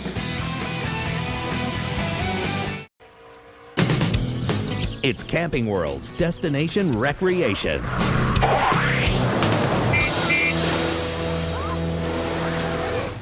You know, whether you're tailgating at your favorite racetrack, ball game, or camping 1,000 miles from anywhere, you're probably going to want to cook something. And here at Camping World, they've got every size grill you could possibly want. I like this one a lot. If you just want to cook a few things, how about the Weber BBQ? This grill has a porcelain enameled top, and it's easy for cleanup, and of course it's super heavy duty. It's from Weber. I like this one too. It's called the Grill to Go. It's from Thermos. It's got a light on here for cooking at night, and check this out. Folds out just that easy, and you're ready to cook. I also like this one a lot. This is the Classic from Coleman. Now this has 20,000 BTUs, and I love it because there's a breakfast griddle and a regular cooktop. And check it out, they pull up just that easy for a real good cleanup. Now, one of the things that's cool about this is you lock the lid, you pick it up, and you can take it to your nearest picnic table or wherever you want to be cooking. But whatever you do, whichever grill you pick, make sure you get some extra propane tanks, because there's nothing worse than a half-cooked hamburger. The Camping World Destination Recreation Sweepstakes is back and better than ever. More prizes, more chances to win. To enter, see the complete prize descriptions and the official rules. Visit campingworld.com/racing. Adam Alexander. An unscheduled pit stop for Matt Crafton put him deep in the field, and then Matt, take us through what happened on the restart. Everybody kind of got bunched up over there on the restart. I just pulled out of line, just try to. Everybody got bunched up so bad, I went to the apron and then tried to get back up on the racetrack, and everybody like bunched up that much more. And I mean, next thing I knew, I was turned around. Honestly, I don't know what happened from there. So it was a racing deal, I guess. And it appeared one of the drivers in the outside lane got down into Crafton. Tough break for him, and that's a product of having no track position, guys. That's a shame. There's no way he knew what happened, because the guy from his right attacked him when he got to the corner. Field coming through turn 4 into the tri-oval here at Kansas. Green flag back in the air. Johnny Sauter, James Buescher, 1 and 2 across the stripe. What about this lead group we've got? Man, some of the guys we thought would be up front are buried deep in the field, and then James Buescher and Sauter up front, Eichler, Ricky Carmichael in the 4th spot, David Starr, he's raced from the 25th spot into the top 5. Look at these 3 wide coming off turn number 2. Look who's in the middle of all that mess, Ron Hornaday. We know he's got to be virtually perfect this year from now on to catch up in the points, and wow, it looks very intense right here. Here's Todd Bodine, goes by Brent Raymer, the 85. Now he's going to pull up on Brett Butler in the Fuel Doctor truck. He's going to go to the inside. There's somebody down on the apron that looks like maybe Johnny Benson in the 15 truck. Ron Hornaday making his way by trucks one at a time. But he has battle for the lead. He's had the fastest truck today as battle for the top spot. Johnny Sauter on the outside, James Buescher on the bottom of the racetrack. Buescher trying to take the position away from Sauter. This is the first start of the year for James Buescher in this Wolfpack Reynolds truck right here. This is a teammate to Ricky Carmichael. James is going to run a number of the races. This is the first time out. Great start for that team. Sauter on the outside, battling back as they're 2x2 behind him. James Buescher in the 31 on the inside. This is That's so on the hard. left side of the screen. Johnny Sauter on the right. Look at Todd. Something happened to Todd down in turn 1 and 2. He just got loose, slowing got on the sideways racetrack. still. Yeah, just slow down. Looks like he's getting back up to speed now. But when you lose some momentum, as we saw when Ron Hornaday had trouble getting off of turn 2 early in the race, and which really caused Rick Crawford's, or had something to do with Rick Crawford's situation down at the other end, it's so hard to get the momentum back. And Johnny Sauter using the momentum to try to get back by that 31 of James Buescher, right? And Buescher has a brand new race truck this weekend, chassis number 11 out of Turner Motorsports. I talked to him in the garage yesterday, and I asked him if he was disappointed that they didn't get to run every race of the season. He said, that's not such a big deal to me other than being competitive. He said, I'd rather run 5 races a year and have a shot to win than chase the championship. So these guys are expecting to run about 12 races this year, especially when Camping World trucks are in conjunction with the Nationwide Series. It's a great side-by-side battles. We look from the Toyota onboard of David Starr. Timothy Peters on the outside, James Buescher on the inside. Timothy has the spot for now. He takes over that 3rd spot. James Buescher drops back into the 4th position right in front of David Starr, and we see the 30 of Todd Bodine on pit road, Ray. Came on the radio, Rick, and says, I think I may have a flat left rear, but then from the spotter stand, they said it's right side. So let's do right side tires only on the Germain Toyota. They get the rights on. He's back down pit road, but it appears Todd will lose a lap as the leaders roll by. That's the problem we saw when he was over in 1 and 2 just a couple laps ago. I just hope he's right, and it was indeed just a right side tire, because if he's got to come back to pit road, it really messed up his day. And with the situation he was in, he's going to lose a lap. I believe I'd have went ahead and put 4 tires on that truck, took any question out of the mix, and know that you're still only going to be a lap down. I totally agree, because if he makes a pit stop and stops in his pits, you know he's going to lose a lap. Eric Almirola barely stayed on the lead lap by just riding through his pit on the pass-through penalty. As you can see, Eric now back on the racetrack, up in the top 10. Yeah, he's battling for the 6th spot with Ricky Carmichael. Takes it away from Carmichael as Eric Almirola looks to have a very strong truck. He'll set his sights on that 81 of David Starr now. So he's recovered, got an Aaron's lucky dog. Now he's right back in the mix. And in sync with everybody on the same pit strategy. Good battle. There's Mike Skinner, the 5 truck. Kenny Schrader on the outside. In the 2nd, Kevin Harvick truck. There's Austin Dillon, the 3 right behind them. Saw just ahead of those 3 trucks, there was Jason White. He's riding along in the 9th spot. This is a battle for that 9th position, side by side for 10th back there. Skinner's been to pit road, done a lot of work on that truck, as has Schrader. So these guys have made improvements to their truck. They're still trying to get them better, though. And a wiggle out of Mike Skinner. He chases it up the racetrack as they go down the backstretch. Completes the pass. I talked to Jason White. He said, you know, Mike, I sat on the pole at Daytona. I ran around there wide open. He said, I came to Kansas, I ran around here wide open, I'm 23rd or 4th. That doesn't make any sense to me. He had a Ford at Daytona and a Dodge here. So there's a little bit of difference. Yeah, he said it wasn't the same truck, but he was the same driver and he did the same thing. So something didn't quite add up in his mind, but he's rebounded, he's rallied, he's got that thing up in the top 10. We saw 20-year-old Austin Dillon make it by 54-year-old Ken Schrader for the 11th position on the racetrack. Take a look at the serial here on Almirola. It was a 3rd spot on the 11th lap. He was 31st at lap 22, then up to 22nd, then 11th, and right now being shown in the 6th position. Very strong race truck for Eric Almirola. Now, that was the truck that we saw Kyle Busch run and win races in a year ago for Billy Ballou. But now Kyle owns his own trucks. He's got 2 in the race today. One of them was taken out in that incident with Rick Crawford, Taylor Malsom. Taylor's been able to make some repairs to that truck, but Brian Eichler's riding along in the 2nd spot behind Johnny Sauter in Kyle's other truck. Malsom's on the track 2 laps down, Eichler's 2nd. Let's hear a little bit more about the 18. Adam, you down there? What's really impressive to me, Michael, about Brian Eichler is his calm demeanor on the radio. We talked about their pit stop when they came down under caution at lap 28. They were inside the top 10. An issue with the crew dropped him back outside the top 15. Brian never got excited. He stayed very calm, and now he has been able to rally on the racetrack. The adjustments they have made have worked, no doubt about it, and he puts himself right where he needs to be to get his first career win, something that I'm sure would be a very nice birthday gift for the owner at home. Brian Eichler running in that 2nd spot. Johnny Sauter looking to get back to victory lane as he leads the field around Kansas. His first win and only win came at Las Vegas Motor Speedway, another 1.5-mile racetrack. Timothy Peters has moved up into the 3rd spot now, your points leader with a strong performance here in Kansas. James Busher, David Starr rounding out our top 5. We knew that memories would be made today. Some are good, some are bad.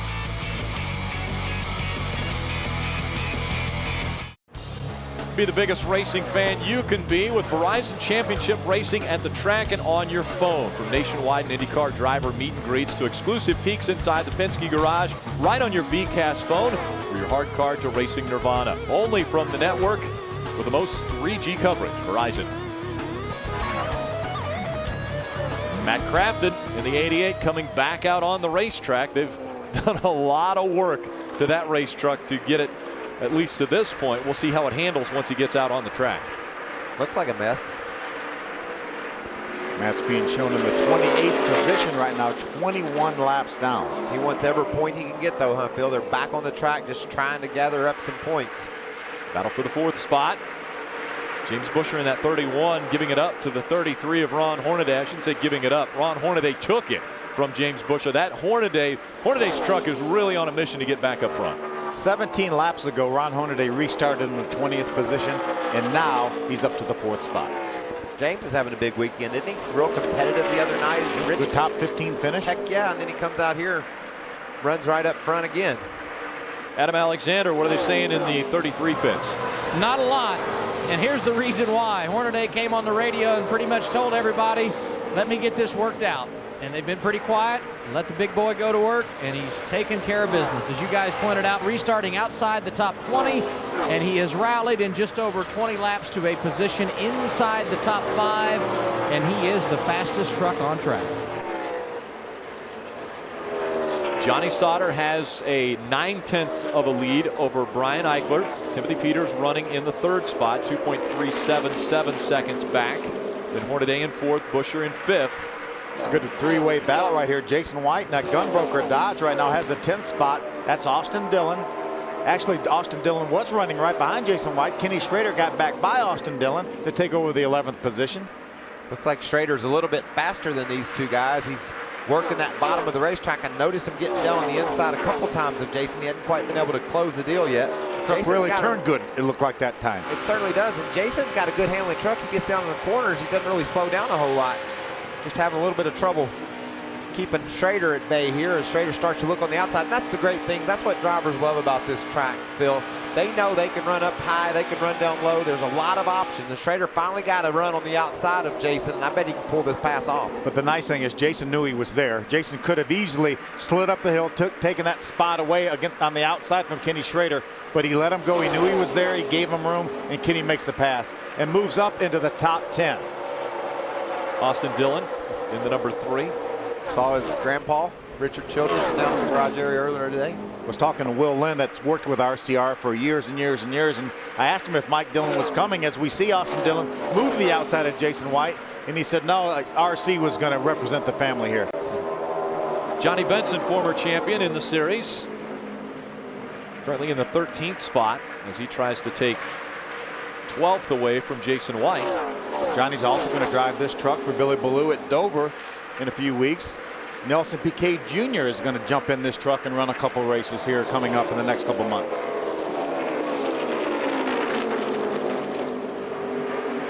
Timothy Peters again coming into this race as our point leader, running in the 3rd spot. A very strong performance by him up to this point, right? Possibly some problems, though, Rick. You got to keep your eye on the gauges when you're a driver. He came on the radio and told his crew chief, Jeff Hensley, moments ago, the voltmeter is starting to drop. They're down to about 9 volts on the battery. So Jeff Hensley said, turn all of your blowers off except for the right front. So he dropped his bead blowers off of the other 3 tires and also turned off the rear end cooler. So they are very concerned as to whether or not they'll have enough battery power throughout the rest of this race. They're keeping an eye on it as we go. And Ray, remember, this is one of the longest races we run, 250 miles. We also run 250 miles at Daytona and at Talladega, so this is a long race for these guys. And I think that's why you've seen some of the strategy you've seen earlier in the day, Phil, as we watch guys come to pit road and work on their trucks early in the going, knowing they had a long time to make it all up. Check out our 16th place running truck. That's Brett Butler. We saw him training dogs when we started the show today. Doing a nice job there. That's the best run that truck's had. He's running it right outside the top 15. And I talked to Brett this morning. He said, you know, Michael, I don't really understand where all my speed is. Sort of like Jason White. He said, I run pretty close to wide open, but yet I'm not where I need to be. And as a young kid like Brett is, it's frustrating trying to get your legs under you, understand where the speeds are, but it's good to see a good solid run for him and that team. Well, we see Schrader trying to make the move on Carmichael for the 9th position, as well as the 81 of David Starr. It looks like Kenny Schrader's truck's really coming around right now. That's one thing when you get somebody with the experience that a Kenny Schrader has. He knows what that truck needs to feel like to be able to get to the end of the race. He's worked on this truck. They made early pit stops, and now he's picking them off one by one. You know, I talked to him this morning. He said he was going to be really patient, take his time today, and work his way toward the front. He said when Kevin Harvick called him and asked him about driving the truck in Kansas, he thought Harvick said, will you drive my truck to Kansas? He thought he wanted to be the hauler driver, and Schrader's like, well, I'm really not doing a whole lot. If you need me to, Kevin, I'll drive it out there for you. But Kevin said, no, you're going to drive my truck, and Schrader was honored to get a chance to get in such a great piece of equipment, and I know he wants to run all the laps and show Kevin that it was a great decision by Kevin to have him in it. Adam. And Michael, this team very excited that EasyGo came on at the 11th hour to make sure they had sponsorship this weekend, and their hope is a relationship that they can partner up EasyGo and Ken Schrader for some of the other standalones as this season continues. You know, Kenny Schrader owns a number of short tracks and races at short tracks all around the country, and we made his first practice laps here yesterday He said, you know, this truck's a little bit faster than the car I drive at Peevely, referring to one of his short tracks. He's had a lot of fun this weekend, and I think there's been quite an adjustment period getting in a piece of equipment that is competitive as this one is. You see Austin Dillon going to the outside, but so far, Schrader managing the race very nicely, and I think he could get hired again by the boss.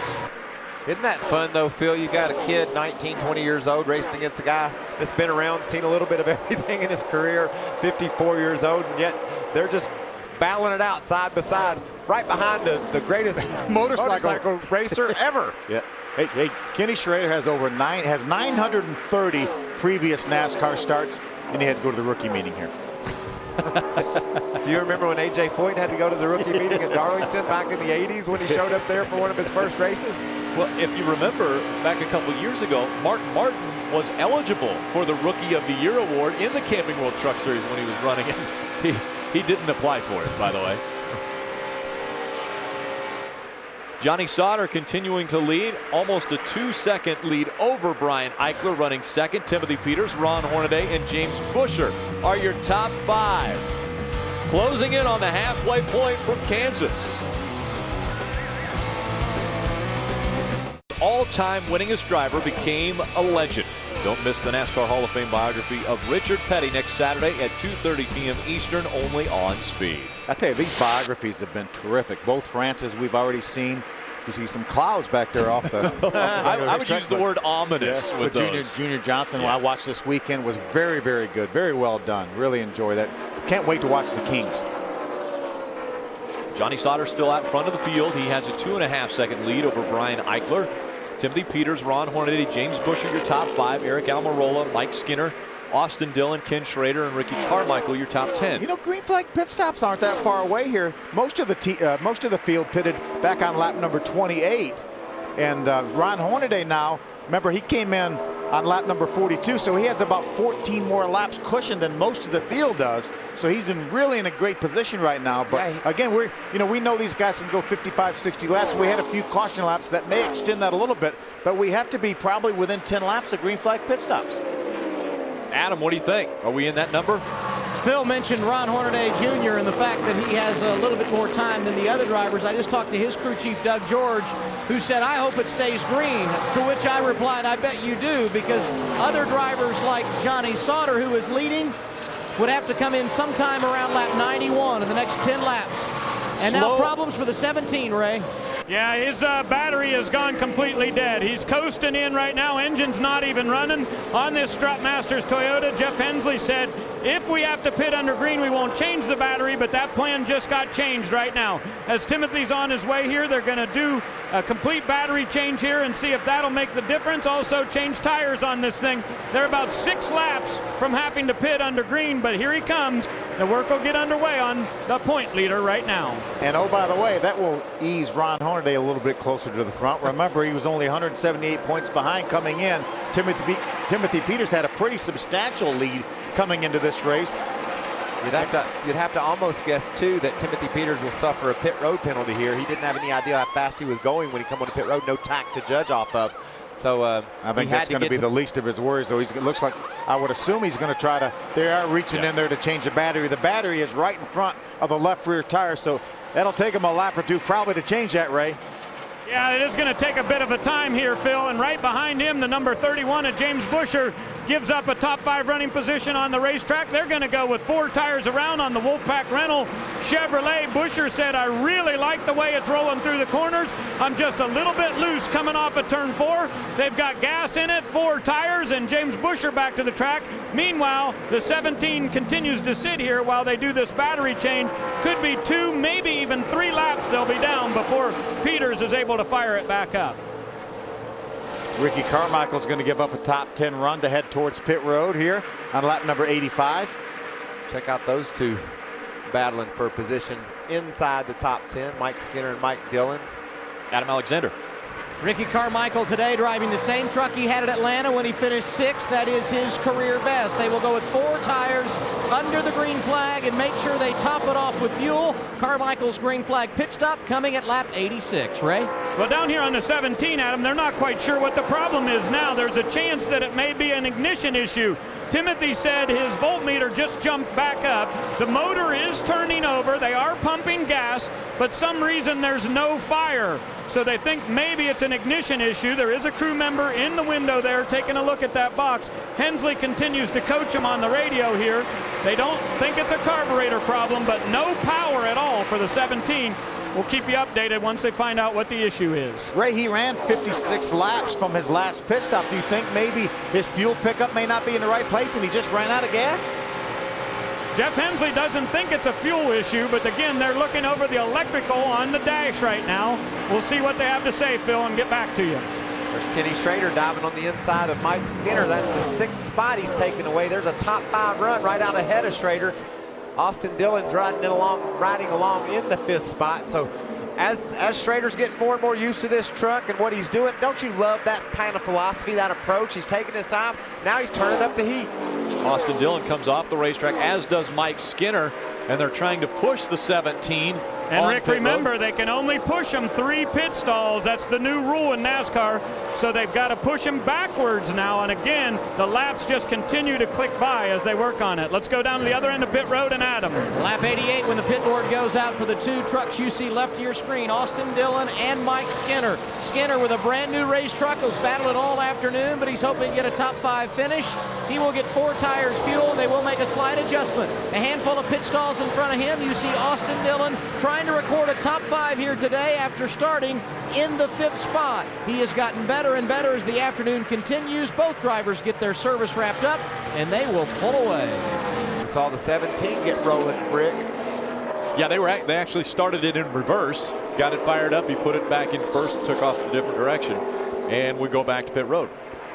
And down on this end, Rick, the 81 is on pit road. Remember, David Starr changed 2 tires on his first pit stop, so it'll be a 4-tire change this time for the PC Myler Toyota. And guess what? Too fast entering for the 17 of Timothy Peters, so trouble just continues for our point leader. He'll have a pass-through coming down this end. Now back to Adam. Lap 90 brought Ken Schrader to pit road. It also brought Eric Almirola. Their service is complete.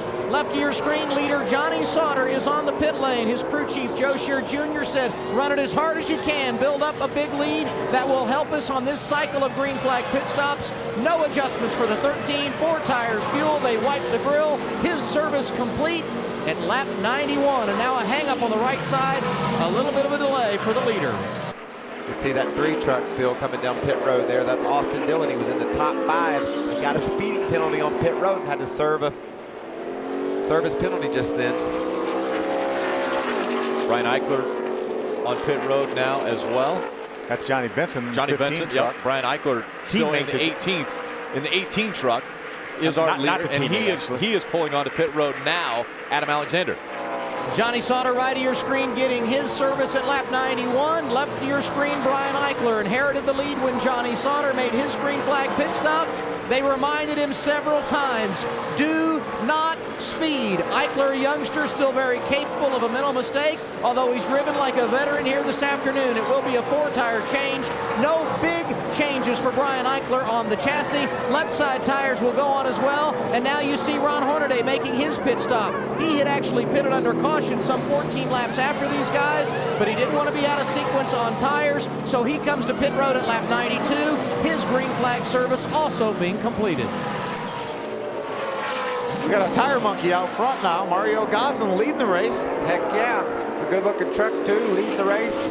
Mario's been steady. He started back in the 20s, worked his way up into the low teens before this round of pit stops started. And now through pit strategy, he's got the MyTireMonkey.com truck out front. What a great story for Mario Goslin. Started out in the truck series, just did whatever he could do. He did whatever races what he could with the money, and then the Tire Monkey people came on board here. Full-time sponsor this year for Mario Goslin, doing a great job, Ray. And Phil, he almost had to pit under green a while ago, completely out of sequence, because he had a piece of debris on the front of the grill, and the water temperature went through the roof on that number 12 truck, but he was able to pull right up on the back of another truck, and that dislodged the debris, so he was able to stay on the racetrack. But just about trouble, and now Mario will come to the pits right now to get service here on lap number 93, and we expect in just 2 or 3 more laps, Todd Bodine will also be on his way down pit road to give up a top 5 position.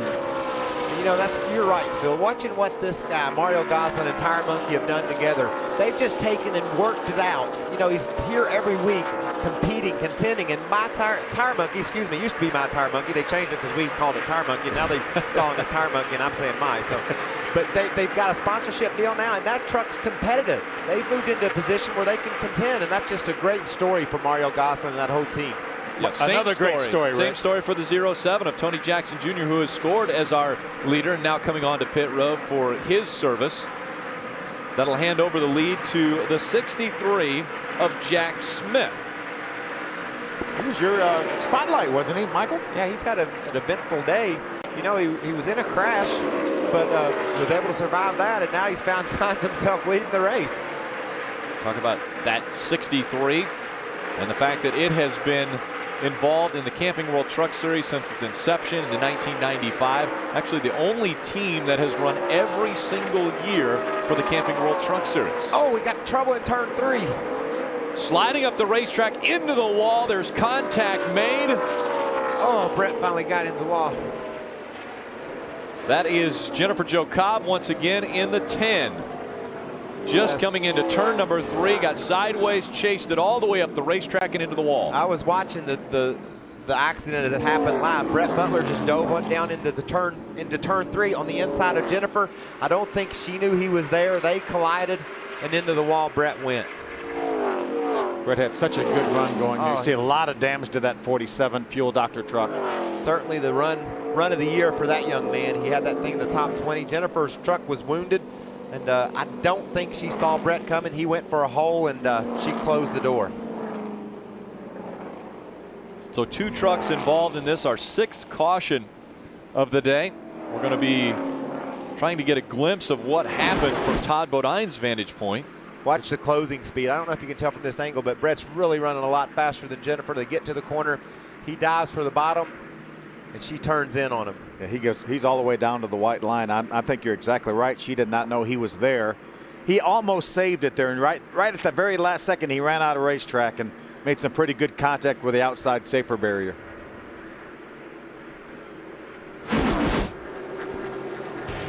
Second incident that Jennifer Jo Cobb has been involved in.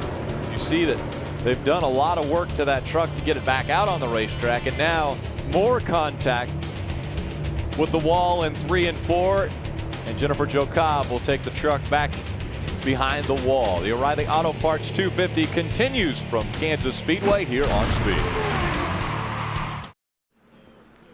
Saturday night, May 22nd, the stars come out and the gloves come off for the NASCAR Sprint All-Star Race on Speed. And with $1 million on the line, it's checkers or wreckers. Don't miss the NASCAR Sprint Cup All-Star Race Saturday night, May 22nd, only on Speed.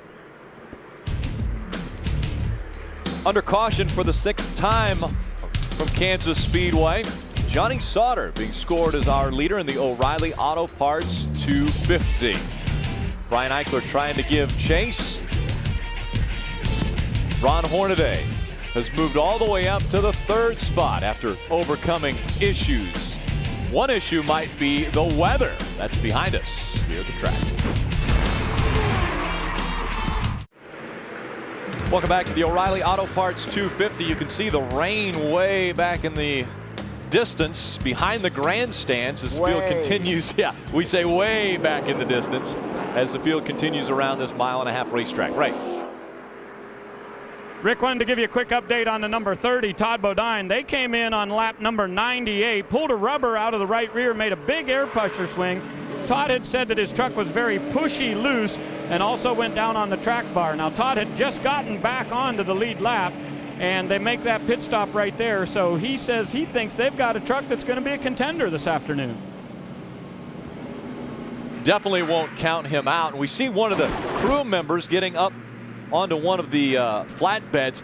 It looks like either the catch can man or the gas man trying to get up on that wall. Looks like he blew his knee out, Phil. Yeah, he was just stepping up over the wall. Everything looked fine, and then he just didn't quite make it. And you could see him just fall over in agony. So hopefully he'll be okay. Maybe it's just a sprain, but. And they're going to cart him to the infield care center, I'm sure, to take a closer look at what just took place. Now let's take a look at today's Just for Men hair color Live Forward moment. Dover International Speedway is our next race, May 14th, 8 p.m. Eastern on Speed. Chris Devoto will be back to take us through the setup.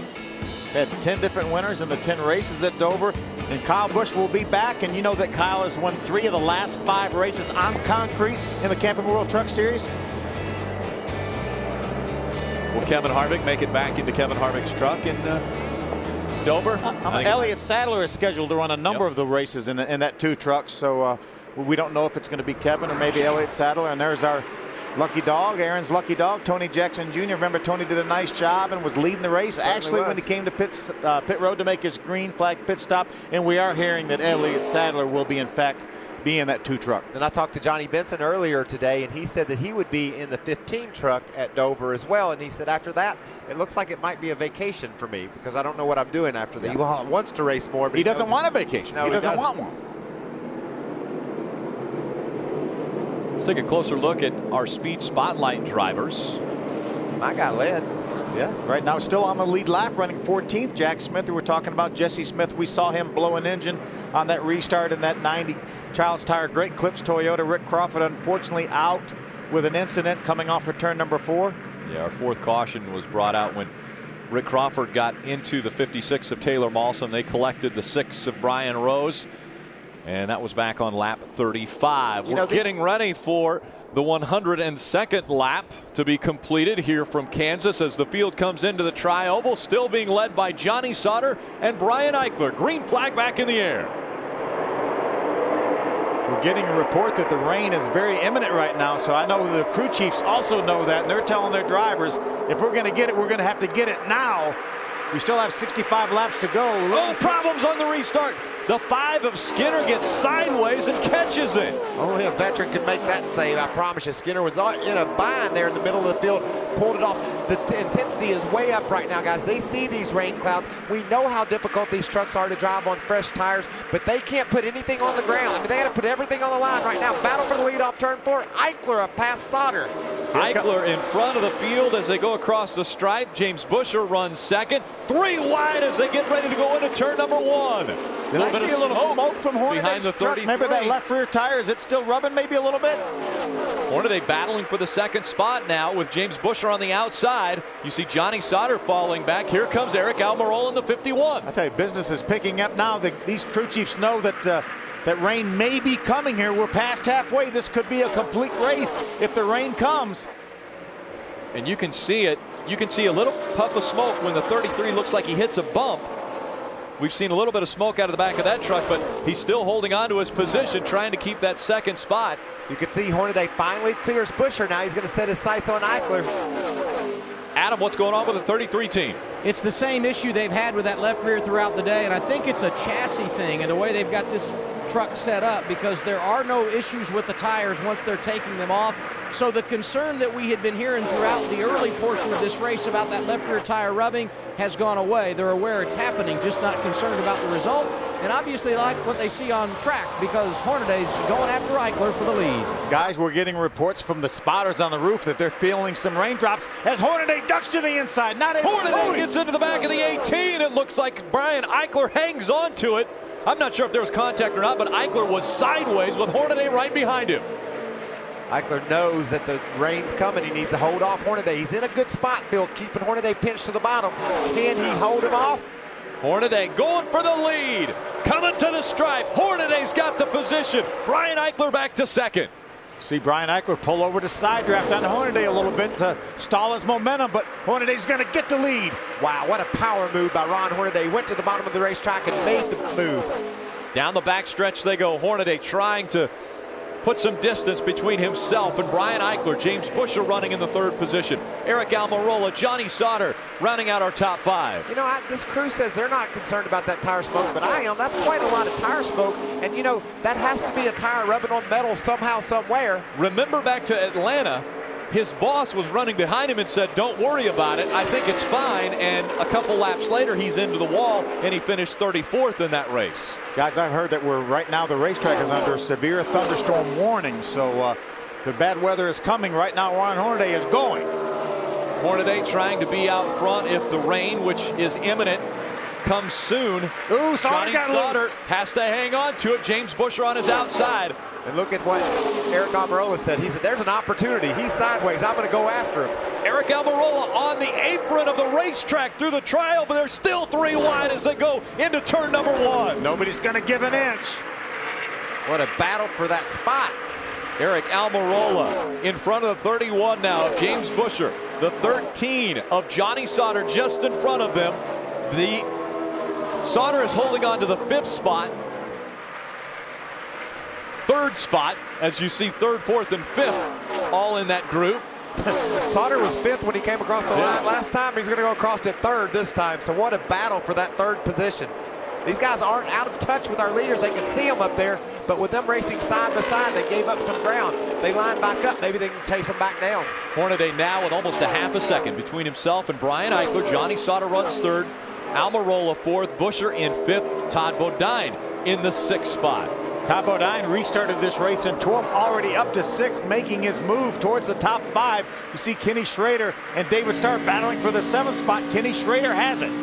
He's up to 6, and he sees up ahead. It's raining on the camera lens. We see moisture on the camera on the top of the 81 of David Starr. Adam, are you feeling anything down there on pit road? There have been a handful of drops, and Ron Hornaday has been reporting rain in 1 and 2. He told Doug George, his crew chief. Doug then relayed that information to the NASCAR official assigned to their pit area. But as of now, no caution. We continue green. Hornaday leading with 57 to go. I'm sure Hornaday's saying there's a monsoon off turn 2. Throw the darn caution. Number 1, if he was running 3rd, he wouldn't be talking about rain, and NASCAR would believe him if he was running 3rd. Ray. Timothy Peters has his favorite truck this weekend, and he had a bad vibration, so he just called in and said, I need 4 tires. So he comes to pit road one more time under green, gets 4 tires on that Red Horse Toyota.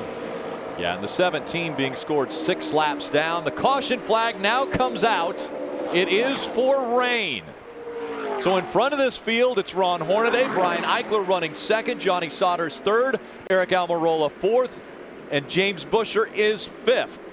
And you've seen some of the pictures. Yes, that's behind the grandstands where we currently are. We're at the top of the press box, and you're seeing the rain coming down from these dark clouds. Little rainstorm is Austin Dillon's friend. He's going to get a Aaron's lucky dog and back on the lead lap. Austin's been very competitive all day long. Got a pit road speeding penalty. Found himself a lap down, and now under this caution, we'll get an Aaron's lucky dog and back on the lead lap. That rain, I mean, we're right on the edge of it. Yeah. It looked like it might skirt by us, catching some drops here and there, but certainly a chance we won't get totally wet right here. A lot of the fans have gone under the grandstand for cover. We had a great crowd here on hand. Yeah. There you see Austin. Getting ready to get that He's hiding behind Ricky Carmichael there. The Aaron's lucky dog goes to the 3 of Austin Dillon. That will put 16 trucks on the lead lap. Mario Goslin will be scored in the 17th position. He's the first truck 1 lap down. You can go to shopaarons.com and learn more about our lucky dogs. I wonder how many we've given out over the years. Well, it's got hundreds and hundreds. Yeah, definitely. Yeah.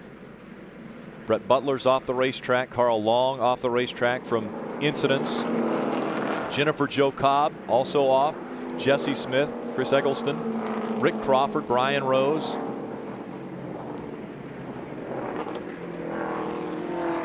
You know, on the restart, when we first went back to green flag racing, Mike Skinner was sideways going through 1 and 2. Let's look back at his handful that he was driving. See him right there in the 5 truck on the inside of Ricky Carmichael. Ricky comes down there. Actually, Mike runs out of room. He makes some contact with Ricky Carmichael. As you mentioned, a big-time sideways situation there, but a nice save. And look at all the momentum he loses. He's going to keep the 15 of Johnny Benson behind him, too, because Johnny had nowhere to go because the outside was filled up with trucks with Todd Bodine and Austin Dillon.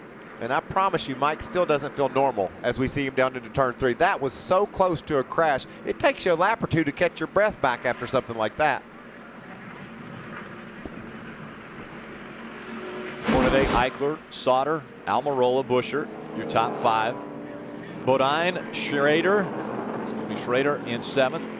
David Starr, Jason White, Johnny Benson are the top 10. We mentioned earlier that we're under a severe thunderstorm warning right here at the racetrack. That means that the people that are at the highest points are supposed to get out of those positions, and those include some of our camera operators.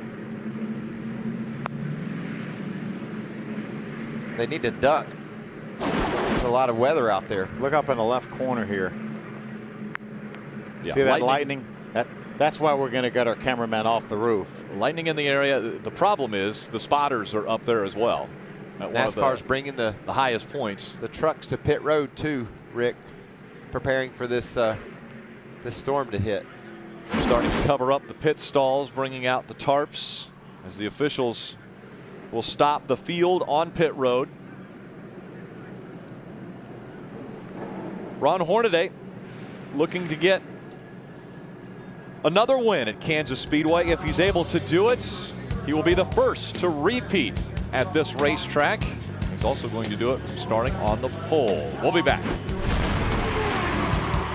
Continues until August 31st of this year. Entry is open to legal residents of the United States and who are 18 years of age or older. Entry requires submission of an image and description of your truck in use in one of 3 categories. Limit 1 entry per person, household, or street address per category. Odds of winning dependent on the number of entries on the website. To enter and for official rules, visit www.bedarmor.com. Let's go down to pit road and Adam Alexander. Ron Hornaday started this race on the pole, dominated the early stages, leading right now, but a lot of excitement in between. Take us through your afternoon so far, Ron. No excitement. We had a tire rub and it looked like it had happened in practice. And then after qualifying, I noticed it this morning. And I don't know, I guess when the low air pressure started rubbing real bad. And after Atlanta, this is the same truck. We blew a left rear. We're not going to chance it. But unbelievable how fast this truck is. It's a lot of fun to drive. I got to thank Kevin Delane and everybody up there at KHI. I mean, this is when it's fun. I mean, I've had this thing sideways. I've had it up the apron and made it 3 wide, and that just says a lot for this Longhorn Chevrolet. This is a lot of fun. I got to thank Reem, everybody that's sticking aboard. I mean, this is the VFW. This makes my job a lot of fun. You said exciting and fun, and I would guess those are 2 words that help describe that pass for the lead when you went by the 18 Brian Eichler. Take us through that, Ron. Well, that bad part is these trucks stall out, and I don't know, Johnny got a little loose off of 4, and I got a heck of a run going. I made it 3 wide and clearing before we got to the corner. And then Eichler, he's been running the middle groove up there, and I said, been watching him. I've been setting him up for the last 30 laps, and finally we got fresh tires and got the same tires that he's got. And the last set that Doug put on, there were scuffs. So he was running up it just a little bit, and I got him, and it started air pushing behind him, and it got him a little loose, so it just gave me the momentum down the back. I guess with the season you've had and some of the bad luck, if the rain washed the rest of this thing out and you were declared the winner, that'd be okay with you, right? Yeah, what's so cool is they give you a pedal car for winning the pole, and I've got 3 of them, but I got 5 grandkids, so I got to win 2 more poles here. So hopefully Kevin Delaney keeps me in this thing for another couple of years so I can win poles. But for some reason, this truck and myself really takes to this racetrack, and it's a lot of fun. The fans, I got to thank them, how awesome they were. Coming down in here, just standing in line waiting for autographs, and we stayed autographs for about an hour this morning, and see everybody, the drivers' intros. This is what racing's all about. This is Kansas City, love their racing, and it's a lot of fun. Hornaday, the race leader under the red at Kansas, Ray. And Adam, right behind him is Brian Eichler in the number 18. And yesterday afternoon when I talked to you, you weren't very happy. You said tight, tight, tight. Looks like Eric's picked up your race truck just a little bit better today. Yeah, definitely. These KBM guys did a great job so far. We've got a pretty fast Toyota. Tundra's pretty good. Ron's obviously very fast up front, but wow, that's pretty crazy. See if we don't fly away here. You were losing. I gotta go. It's all good. So we'll get this thing in and we'll get back going. Hopefully we can keep this thing up front. If we get racing again, Brian, what will you do differently? Anything that you can do to adjust this thing to go after Hornaday and get back to the front? Yeah, Eric and I have been talking a lot with brake blowers and stuff, keeping the thing freed up, keeping it turning in traffic. That's my biggest thing. We're pretty good by ourselves, but as soon as I get close to somebody, I get pretty tight. A lot of 2 and 3 wide out there today. Is it fun? Well, it depends on who you're 2 and 3 wide with. Old Hornaday come up and apologize right there. He had me pretty sideways down the back stretch, but having fun today, and I can't wait to get back going. All right, in second place right now, that's Brian Eichler. He's out of his truck, and Rick, I think we need to have a commercial break.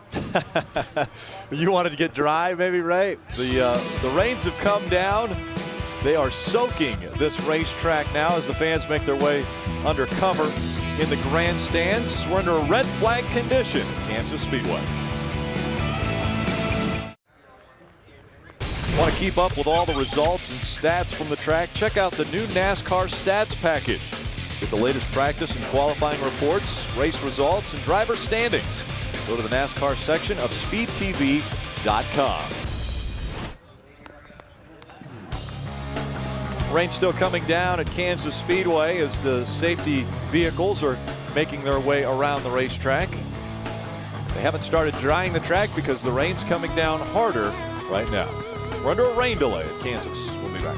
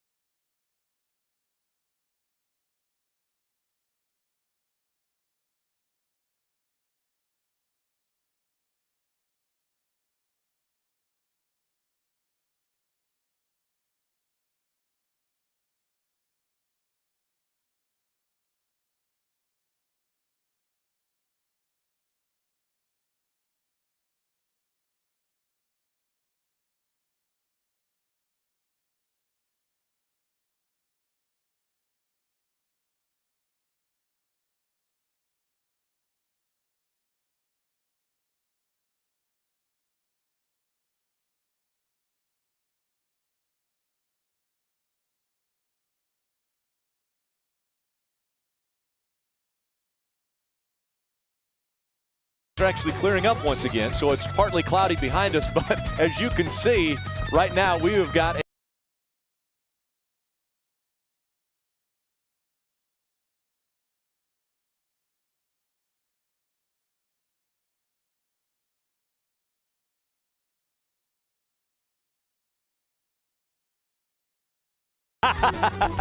Yeah, cover that, please. reminiscent of 2 years ago at Talladega. Dorothy now skipping in the hail. We'll be back to Kansas.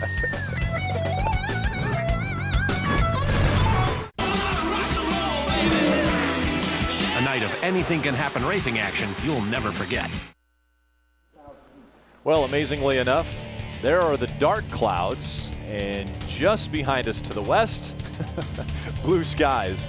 Amazing how the storms and the inclement weather can pass through the Midwest. You're back here at Kansas Speedway. We're under a rain delay. We've completed 114 of the 167 scheduled laps. We have 53 laps remaining. We've had 8 different people out front, 13 lead changes. Ron Hornaday now in front of the field. Brian Eichler in second. Johnny Sauter, Eric Almirola, and James Buescher are our top 5. Wasn't that an impressive run by Hornaday up through the field, though? And he knew the rain was coming and turned up the volume and was able to get by, squeeze by Eichler. Had him sideways on the straightaway going by, but he made it. Some of the fans staying underneath the shelter of the press box up above. Let's take a look at today's Dodge Save of the Race moment. Right after a restart, you see Mike Skinner get squeezed a little bit by Ricky Carmichael. They made a little contact. Skinner gets way, way sideways. Johnny Benson was sitting there watching thinking, where's this going to end up?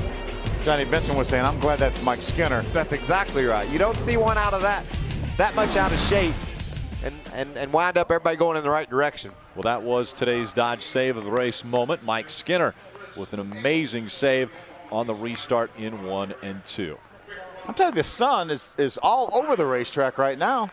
I agree with the 20% chance of rain now. Yeah. Because there's just a really small percent that came by here of that storm. Yeah. We got about 20%. Well, I mean, you get 24 hours in a day, and 20% of that is what, over 4.5 hours. Phil, and I don't think Phil, we're going to get 4.5 hours of rain. You're confusing our viewers. We're getting too mathematical in this broadcast. I'm confusing myself. The lightning has really been amazing, too, that has passed through the area, and that's, again, one of the biggest reasons why our camera operators and a lot of people that were up on top of the press box were taken off of that. Let's go back down to pit road and Adam Alexander. And Johnny Sauter led a number of laps in this race today, being scored third under the red flag. Assess your situation as we sit and wait.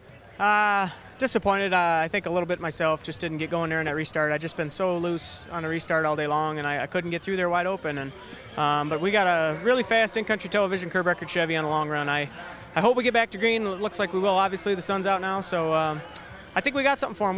We're a long-run truck, and when we were out there leading, I was just riding and biding my time. So hopefully we make the right call here on pit strategy, and just super proud of all the guys at ThorSport helped build this truck. And we just got to get back to green and have a shot at them. You talk about strategy. We practiced yesterday under the clouds. A lot of sunshine in the early part of this race. Now the rain, going to be a green racetrack when we get to race again. So your reaction to what that means to your truck and the track? It just depends. I mean, obviously the sun's out now, so but like you said, the racetrack's green. So we'll probably just be free like we were and come in on a long run. I mean, this thing is so fast on a long run. I'm just so proud of where we came from Nashville and all that. This is the same truck, and you wouldn't even known we were in the race at Nashville. We were so bad. So we just keep working on it and working on our stuff. We got off track a little bit there. So, all I know is we're going to go back to green, and that's a good thing. Thanks, Johnny. Thank you.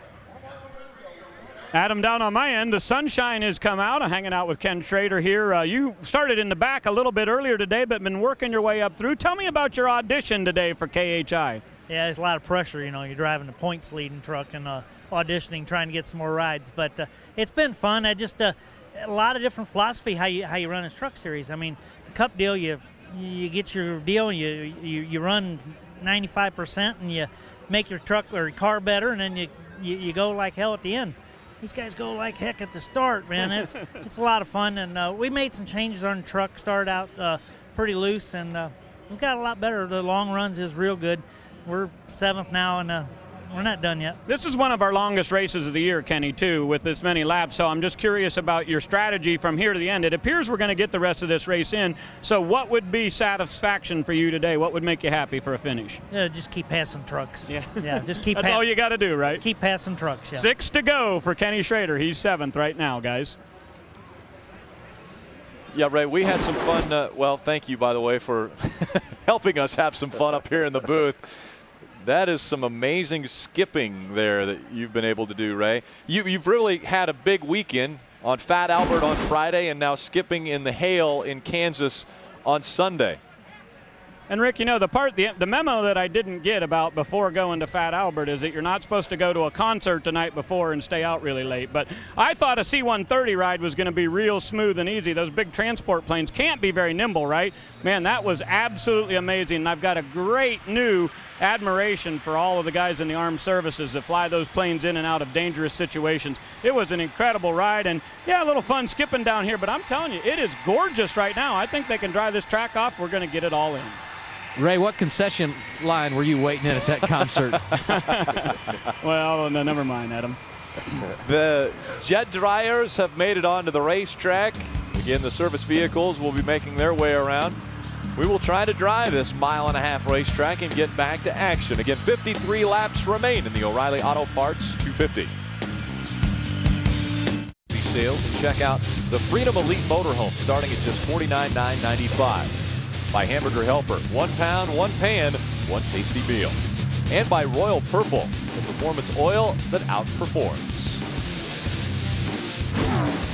Amazingly enough, the sun is beating down on this racetrack, and NASCAR is hoping that they can get this race restarted in just over an hour. So we're under a rain delay situation for the O'Reilly Auto Parts 250. from Kansas Speedway, Kansas City, Kansas. Again, a big storm passed through, marble-sized hail.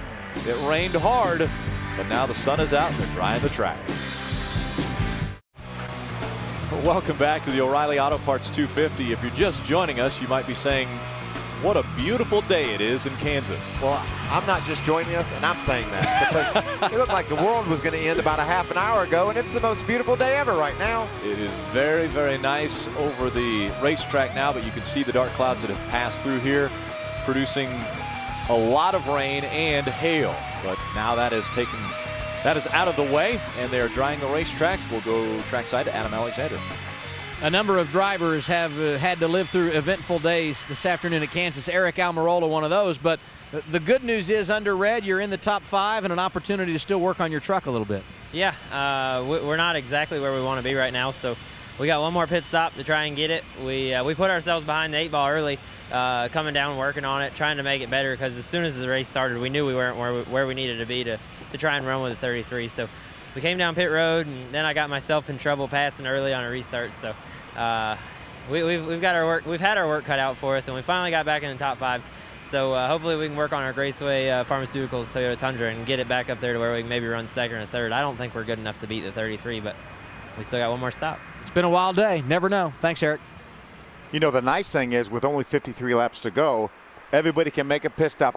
They're all going to be in their window. We won't have to have any pit strategy. We'll see what happens man to man. And the thing these guys need to hope is that the weather, the rain, what it's done to the track affects Ron Hornaday, because he's got the dominant truck, and they're not going to beat him head-to-head. Adversely. Exactly. If it hurts his truck, and they're all down there huddling right now trying to come up with a plan to beat the 33, and it's going to be a difficult task. They're going to continue to dry the racetrack, and we will go to alternate programming. You can watch, as well as crew chiefs. You see the blue skies in the background, which really is amazing, because, again, about 45 minutes ago, it was raining so hard we had marble-sized hail. They called everybody off of the top of softball in your eyes, but they called everyone off the top of the press box because the storm they were coming through. It washed out the racetrack. They put the red flag out, and then all of a sudden we're 45 minutes later, and this track is almost dry. They've made amazing progress. Usually a mile-and-a-half racetrack, you got to figure an hour and a half, 2 hours. Certainly. Wayne Otten, our series director, came over and said, we're going to shoot for 3:30 local time to get this thing refired. And we're saying, okay. But anyway, he's on schedule. We still have 30 more minutes before that deadline. Now, you know, the 90% of the racetrack is dry. They've got a few areas where water's running underneath the wall. We've had so much rain here so quickly, and also on the front stretch on the grandstand, that those are the things that are going to take a little extra time, but amazing progress.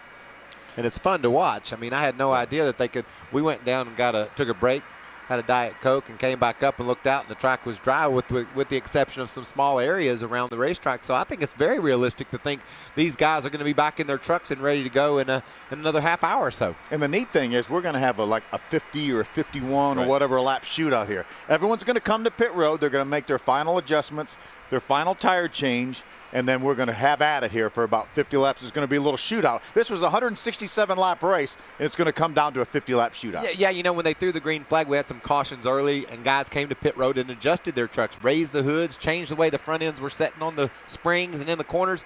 All that's out the window. You better make sure you're right now, because like Phil said, it's a dash for the money, and they know the 33 has a strong truck. So there's going to need to be some good adjustments by guys to have a chance to go up there and get a hold of them. The 33 is in front. He started up front, but he hasn't been there all day. Let's get you caught up on what has happened here in Kansas. Green flag came out. It was Ron Hornaday and Matt Crafton 1 and 2 at the start. Hornaday showed he has a pretty dominant race truck as he was out front for most of the laps. He chose the outside on the start, which was a little unusual, was able to make that work. Lap 7, our first caution comes out. Narain Karthikeyan gets caught up, slides through the grass, up the racetrack, and into the wall. Look at the job John Jackson in the 0-7. Getting by. I mean, he just barely scraped by and wound up running up front before too much longer after that. Wasn't long until our second caution came out, lap 16. Jennifer Jo Cobb gets loose there, catches Chris Eggleston with nowhere to go up against the outside wall. Tough break for Jennifer Jo, her home racetrack. And Chris and Jennifer Jo will be involved in more cautions as we go along. So tough day for those two, like you said, Phil. Lap 26, coming out of turn number 2. You know, when they Terry Jones in that 46 truck got a little bit loose. When they throw the green flag after a caution, these trucks are really hard to drive. They're in a pack, they're side by side, and they're loose, and these guys just have trouble hanging on to them. You see here, Rick Crawford gets sideways and collects the truck of Taylor Mawson, I Taylor believe, Mawson was right 56. behind it. Watch, slide through right at the last minute. Yeah, Brian Rose couldn't get through there in that 6, and so a lot of damage to his truck, and his day would be over. Then lap 41, pushing the points, the 88 of Matt Crafton. He gets clipped in the back by the 63 of Jack Smith, goes around. A lot of damage to that 88 truck, and he was coming in here as one of our point leaders, so he has a tough day to work on. You can see there, Brett Butler was down on the inside of Jennifer Jo Cobb. She had her truck damaged from a previous accident that we saw, and Brett was just trying to lap by her. She didn't know Brett was coming. They made contact. Brett having the run of his year, and it was taken away. And here's Ron Hornaday, knowing that the rain is coming. We're feeling raindrops on the roof. He gets by Brian Eichler, not without a moment, but nonetheless gets by to take the lead from Brian Eichler, and just a few laps later, the red flag came out for this. Yeah. A lot of rain and a lot of lightning.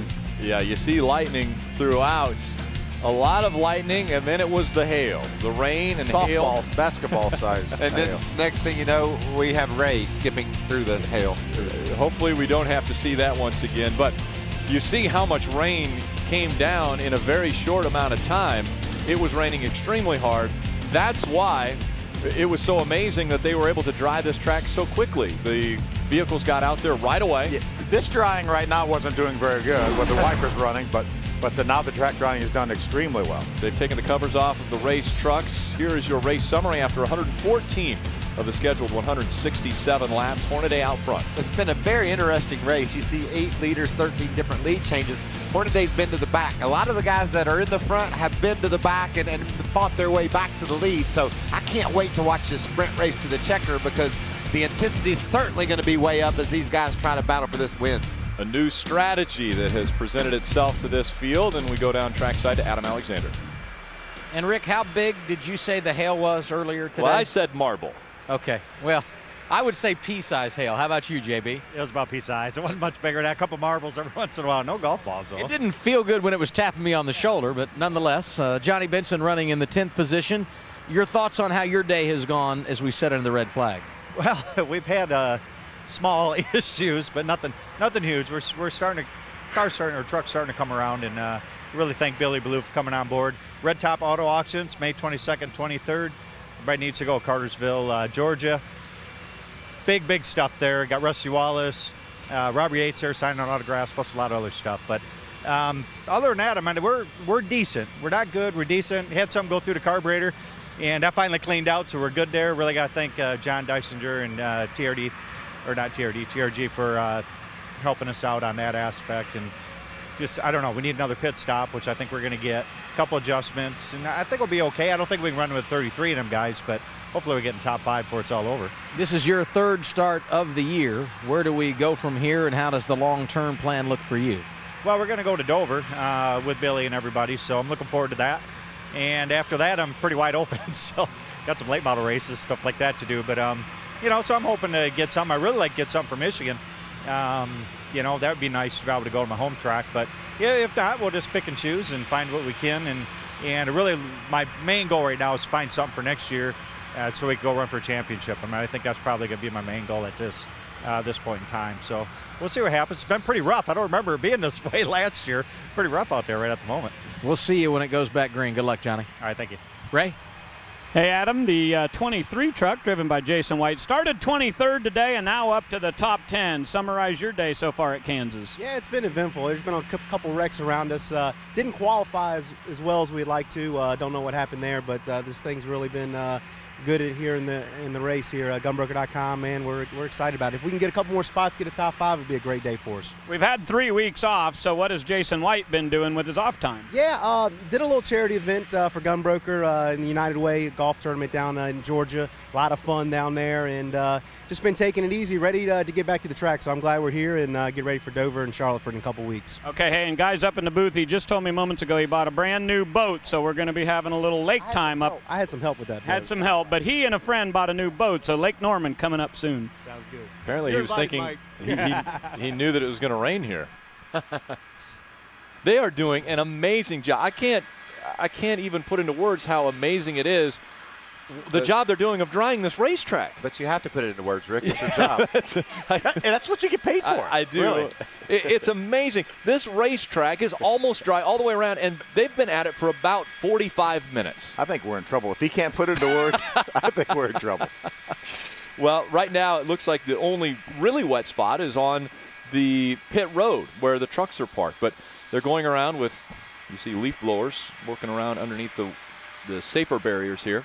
But you see some standing water still on pit road. They haven't put any effort into that yet. I believe they're going to be calling the drivers back to their trucks within the next 10 to 15 minutes to get them ready to go. Yeah, I think once they put the drivers in the trucks and they get off of pit road, then they'll bring the jet dryers down pit road to blow that excess water out into the grass, and I think we'll be okay because we know once we open pit road, everyone's coming. You know, it looked like about 10 minutes ago, getting into turn 1 and getting into turn 3 could indeed cause this delay to stretch out. But now that's even beginning to come around. We're seeing that area dry up as well. So you're right, Rick. We're just a little bit away from getting these guys in these trucks. And, man, it's going to be a great battle to the finish. I know what's going on down on pit road. The drivers and the crew chief and the car chiefs, they're all talking about what they're going to be able to do to go get them some of that Ron Hornaday truck. He's proven to be better than everybody else, and folks are going to have to make some changes if they want to keep up with him. We've heard all the drivers that we interviewed saying, you know, we need to make some adjustments. We still don't think we can run with a 33, but we need to make some adjustments to make our trucks run better. Adam Alexander.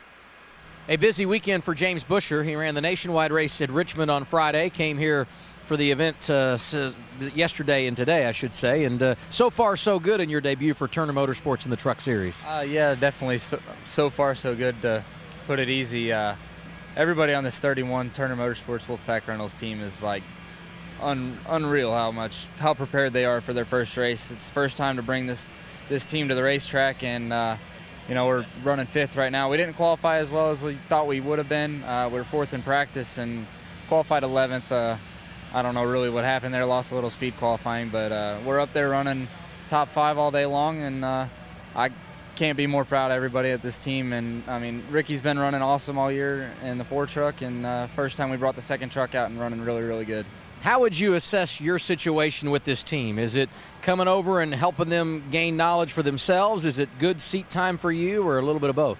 It's a little bit of both. I mean, I've always been with Turner Motorsports. I ran ASA late models for Turner Motorsports and Hooters Pro Cup for Turner Motorsports, and you know, there's a history there. And we finally got to run a truck race for them this weekend, and we're putting on a good showing for them so far. And I've never driven a truck that's driven this good, so they've definitely done their homework at the shop and bringing really good stuff, really nice looking equipment to the racetrack, and I can't be more proud of them for sure. I know David Green is spotting for you, and he has become your driver coach, so tell us how that situation's going and what he has been able to bring to the program.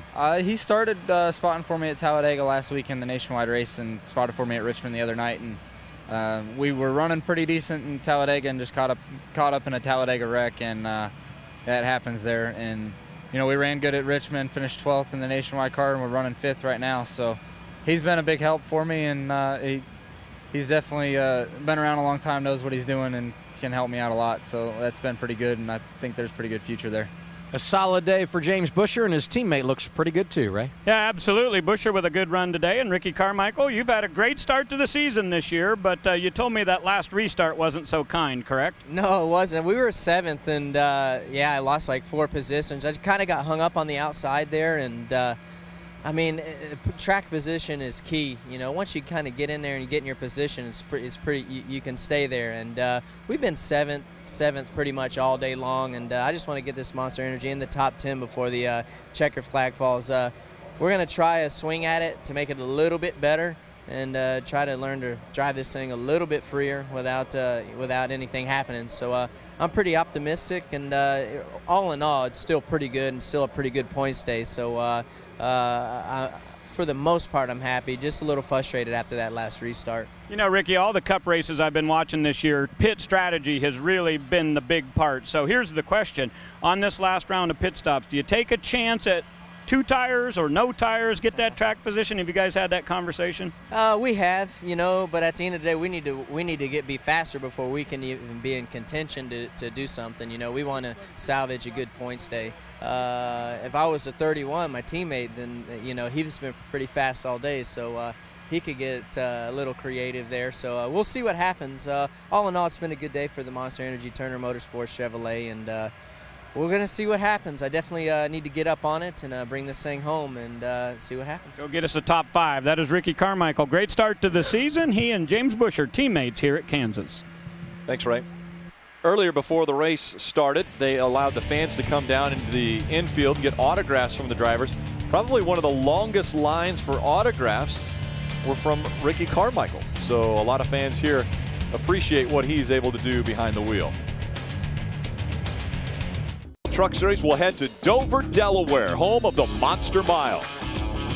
Last year, Ron Hornaday had a rough showing, but will look to rebound and tame the monster. On May 14th, Chris Devoto hosts the setup that starts at 7:30 Eastern, only on Speed.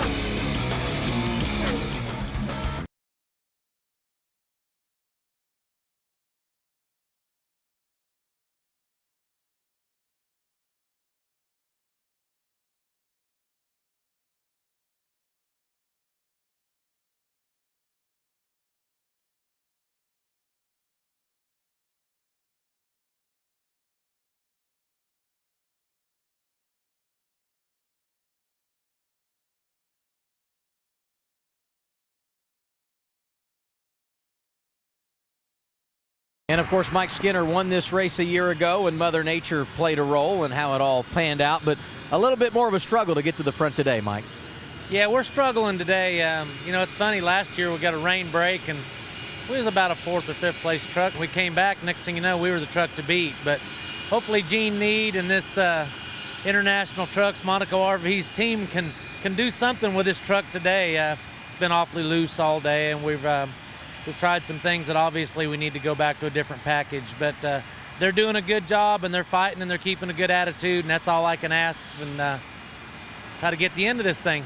You have one more pit stop when we get back going, so how do you manage strategy, Mike? I think the 5 team has got as many stops as they'll let us have left, so we're going to probably stop as soon as we can and make some pretty big adjustments, and if we get a step in the right direction, we might not come back again.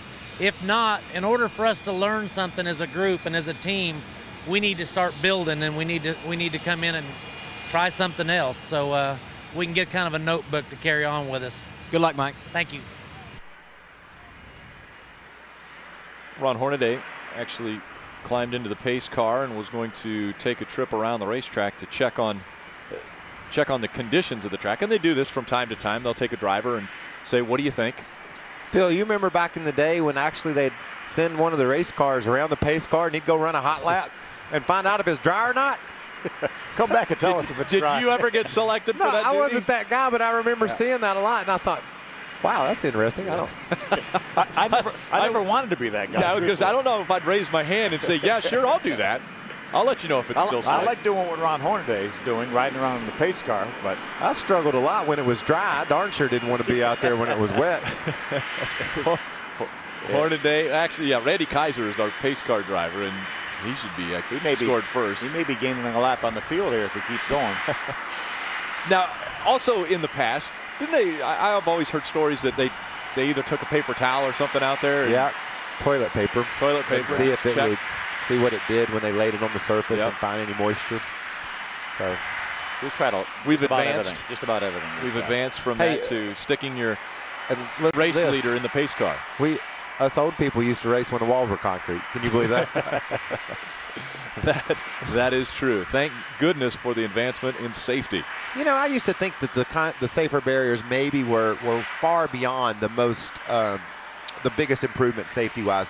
But darn, these cars that we're racing in trucks these days with the seats and the technology that NASCAR has implemented into the cars, I'm thinking that's equally as important, at least 50-50, in the fact that people run into stuff and are able to walk away. We've seen some terrible crashes, things that you just make you shake your head to say, how could they ever survive, and guys get out and walk away. I really believe that the car we raced today in the Sprint Cup Series for sure, and I think part of that was predicated by the truck and how safe the truck is with a higher roof. So they basically put the driver in a seat and say, okay, let's build a race car around him. And by the way, let's try to make one that's affordable. Let's try to make one that's consistent, and we have a level playing field. And I think they've done a great job with that. And as you mentioned, the seat technology has gone beyond what we would have ever thought. Back in the day, back in the 80s, we essentially got in a bucket seat, and most of the seats didn't even have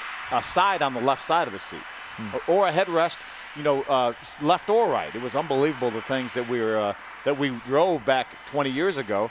But it's amazing, and I'm very thankful for the safety innovations that NASCAR and all the other seat manufacturers, helmet manufacturers, the Hans people, certainly University of Nebraska with the safer barriers, all these things that have happened over the last 10 or 15 years.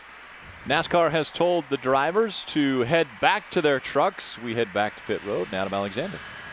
You love, after a red flag hearing, drivers to your trucks, and Todd Bodine smiling. So either you got a really good snack or you feel like you got something for him when we go back green here. I don't know. I didn't get a good snack.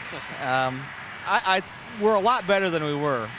This Germain Toyota was really, really loose the whole race. And Junior made some big swings. I mean, some huge swings at it.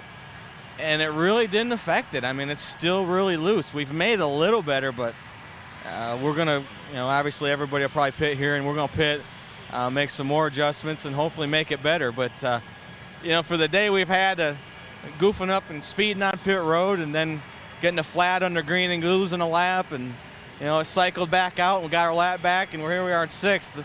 It's a pretty good day so far, so we just got to get at the end and get up there and see if we can race them for it. You are always so good at the mile-and-a-half racetracks, more wins than any other driver in the series. How important is it for you to take advantage of these tracks? It's, we hate to get into that. We're the best at the mile-and-a-half. We're really, our team's been good at a lot of short tracks. We just haven't had a lot of good luck on the short tracks. So, we like to think we're good at all of them. But yeah, mile-and-a-halves have always been our strong suit. And I won't say the last probably year and a half or 2 years we've struggled a little bit. And we've built this truck. It's a new truck. It's a lot different than what we're used to. We're having to work on our setups and change them from what we're used to.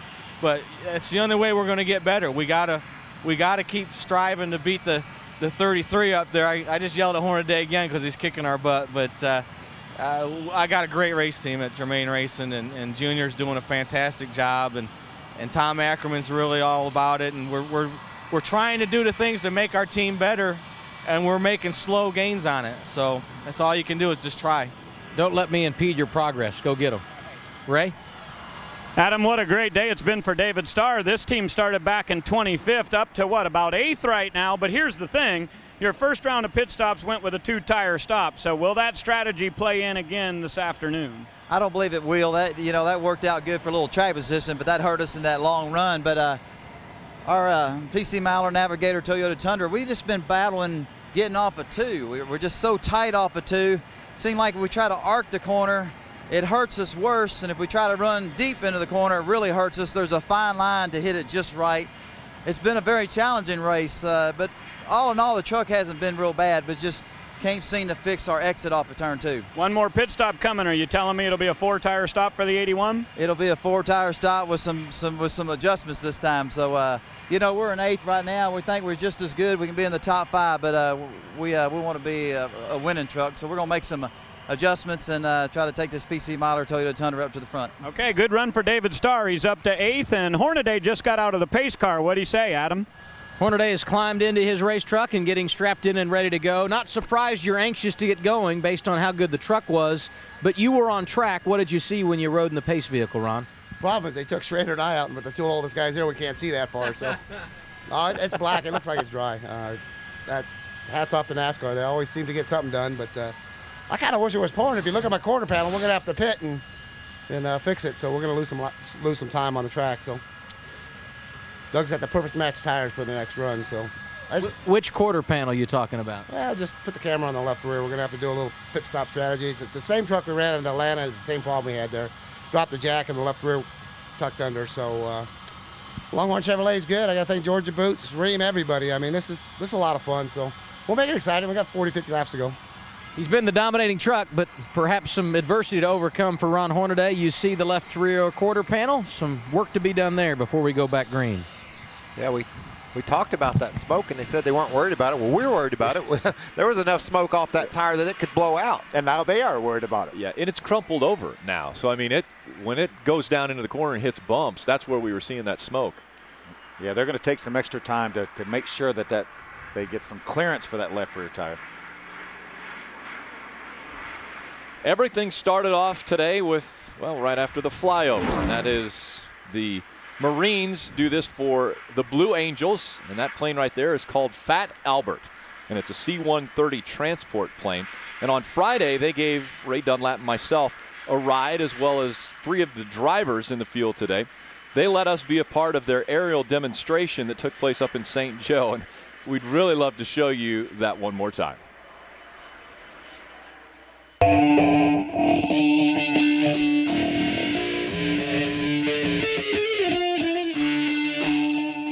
Well, what we're going to start off with is a low transition takeoff to a max power climb. So I'm going to do a 60-degree angle of bank turn, about a 2G turn off to the right, followed by an immediate reversal to the left. We're going to be 60 feet off the ground, traveling at 320 knots, almost 370 miles per hour. Does that sound good? Everybody ready to go? Excellent. All right, sounds good. All right.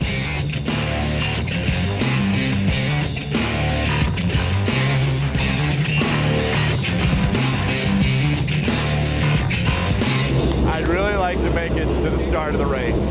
So if you could at all help me out, give me a good ride, and then get me back on the ground, I would forever be thankful. Woo! Woo! Here we go. 60-degree turn. Boom! The G's, baby! Oh, the ground's right there!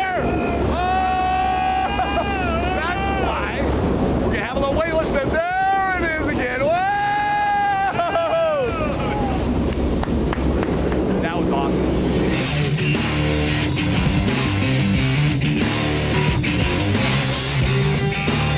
Appreciate it, guys. Thank you. Love you.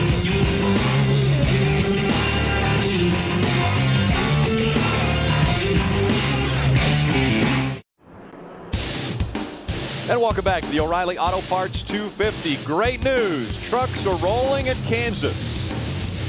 We've completed 114 laps, 53 laps to go. After a red flag condition, the trucks are back on the racetrack. And they will be rolling towards pit road here momentarily. We're hearing that pit road will be open when the trucks get back around to turn number 4. First time by. Now they're all going to pit, right, Phil? Absolutely. Yeah, without a doubt. And we know Ron Hornaday may have to take a little extra time to do those repairs on the left rear quarter panel. So, you know, track position, he's probably not going to have the track position that he would love to have. And there's a lot of good trucks up there, so he's going to probably going to have to pass some. Well, we saw how wrinkled up that left rear quarter panel was, and you can see the shininess on the tire there. That means that tire's been rubbing against that metal. So that team definitely has to make some serious adjustments to that quarter panel. He said when they dropped the jack, the fender got caught on the tire. So they'll have to take their time, set the truck down on the left side tires, and then take a ball bat and relieve that metal away from the tire. And the problem is that sheet metal is so tight, when you pull it out in one area, it pushes back into the other area, so it's not that simple. Ray Dunlap. Here they come. Hey, Phil, believe it or not, a lot of these crew guys down here were not all prepared. Many guys just getting their helmets on at the last second as they opened the pits right away. James Busher will roll in here in the Wolfpack Chevrolet. The guys are going to go to work. Looks like it'll be a 4-tire stop with gasoline. Everything going smoothly so far on this end. Let's go to Adam Alexander. Brian Eichler, middle of your screen in the 18, running in the second position, but focus on Ron Hornaday, top of your screen. They couldn't work on these vehicles under the red, but the crew already had all the bare bond ready to make the repairs to that left rear quarter panel. We'll see how long it takes them to get there. Right side service complete for Hornaday. They will work on the left side, and they will have a crewman come over the wall and make that change. Johnny Benson with some strategy. The first off pit road, followed by Jason White. Then it's Eichler. Hornaday going to go out at the back end of the top 10. In fact, he's not even going to be in the top 10. Oh, it's going to be fun to watch this rally to the front. He's done it already once, so You know he can do it, but darn, Phil, you get back there in that traffic, anything can go wrong. We saw what happened to Matt Crafton earlier on, who actually took him right out of the race. So they might as well take their time. They're going to be at the very end right here, so no big hurry. The pace truck right now, pace car is only in turn number 3, so they still have 10 or 15 seconds if they need it. And you know, the reason why that fender is so close to that tire is because of aerodynamics. They want every piece of this truck to be laid out perfectly, exactly like they learn in the wind tunnel the truck needs to be. So don't think they just put the fender too close to the tire. It was there on purpose. It just because of the jack dropping or something that maybe a little bit of contact, who knows, but that fender got in on the tire, but it was built purposely to be that close to that tire. David Starr and Mario Goslin stayed out on the racetrack when all the other trucks came onto pit road. Let's get you caught up as to what has happened to this point. Hornaday and Crafton up front for the green flag. Hornaday chooses the outside line for the start. Has 2 Thor Sport trucks lined up right nose to tail, but Hornaday gets the lead. He made it work. And, you know, these guys did a great job for a few laps, but eventually on lap 7, a tire blows on the 16 truck. He runs into the side of Narain, Karthikeyan, you know. Yeah, Narain with absolutely nowhere to go. Didn't even know what was going to happen to him. Here's lap number 16. Jennifer Jo Cobb gets a little bit loose. She catches Chris Eggleston up against the outside wall with nowhere to go for him. And that caution, that first caution, just set up a bunch of events where these guys started getting loose, getting sideways, spinning out, heavy traffic, difficult trucks to drive on restarts. 46 slides in the infield, no damage there, but watch this. Damage, hard. Rick Crawford in that 76 up into the 56 of Taylor Malsum. And very difficult day for Crawford. And then they catch the 6 of Brian Rose as they were coming back down the racetrack. Rose hard into the outside wall. Rick Crawford for the first time in a truck other than number 14 in his entire career. And as they went back to green into turn 1, Matt Crafton, heavy damage to our guy that's a big part of the points battle. That set him way back. Here's Brett Butler trying to lap by the 10 of Jennifer Jo Cobb. Jennifer did not know he was there. Pulled down on him. They make contact, both trucks into the wall. Ron Hornaday, we saw where he and Matt Crafton restarted. Crafton had problems. Hornaday was able to get through. Then he goes for the lead on the 18 of Brian Eichler. And he battles to the inside and takes that spot away. You see the tire smoke there off the left rear corner of that truck. That's when the rains came and the lightning and the hail. Softball size hail. A major thunderstorm blew through the area. Small softballs. Feet of marble size hail did come through the area, and it was a torrential downpour for about 5 minutes. When rain, the skies opened up, the rain came down, and it soaked this racetrack, and you wouldn't even believe that that was only about an hour and a half ago. And Wayne Otten came over here, the director of the series, and he said, hey, we'll have this dry in about an hour or so. And we thought, hey, Wayne. I think he missed it by maybe 5 minutes. Yeah. I can't wait to watch this happen. And it's a whole different world right now. We're getting ready to go back racing. And let's go backtrack side. Find out what's going on with Todd Bodine and Ray Dunlap. Well, Rick, a real good pit stop for the Germain crew. Todd gained a couple of spots on pit road. They did do 4 tires there and also made an air pressure adjustment to try to tighten him up a little bit. Todd said he thinks that's what it's going to take to make a run. They gained 2 spots. Bodine will restart in 5th position. Let's check in once again with Adam. And a little bit of strategy being played out with those 2 trucks that will restart on the front row. Johnny Benson on the inside. On the outside will be Jason White. Each of those drivers elected to go 2 tires on their pit stop at lap 115.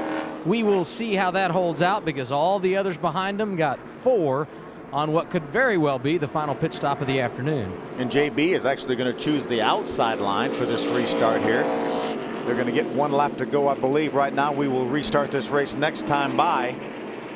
Jason White's using a little strategy to get that truck up in the front. He hasn't had the speed he's looked for. He qualified back in 23rd or 4th. Has been able to race his way into the top 10. He's thinking maybe some strategy, some track position can keep him there.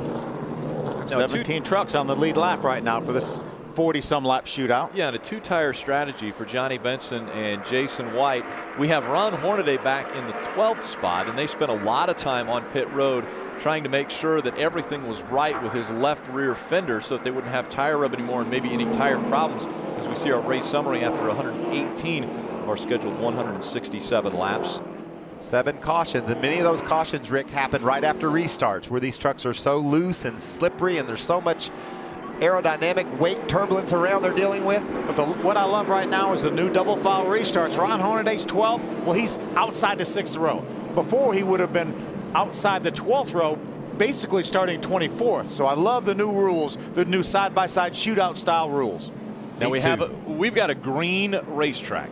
I mean, as green as they have been on since they first got here. So how is the handling going to change on these trucks? That's what they're wondering. Yeah. What is the adjustment I made to my truck? How's that going to react to this new track that I'm going to be running on? And they've been talking about that for a little bit over an hour.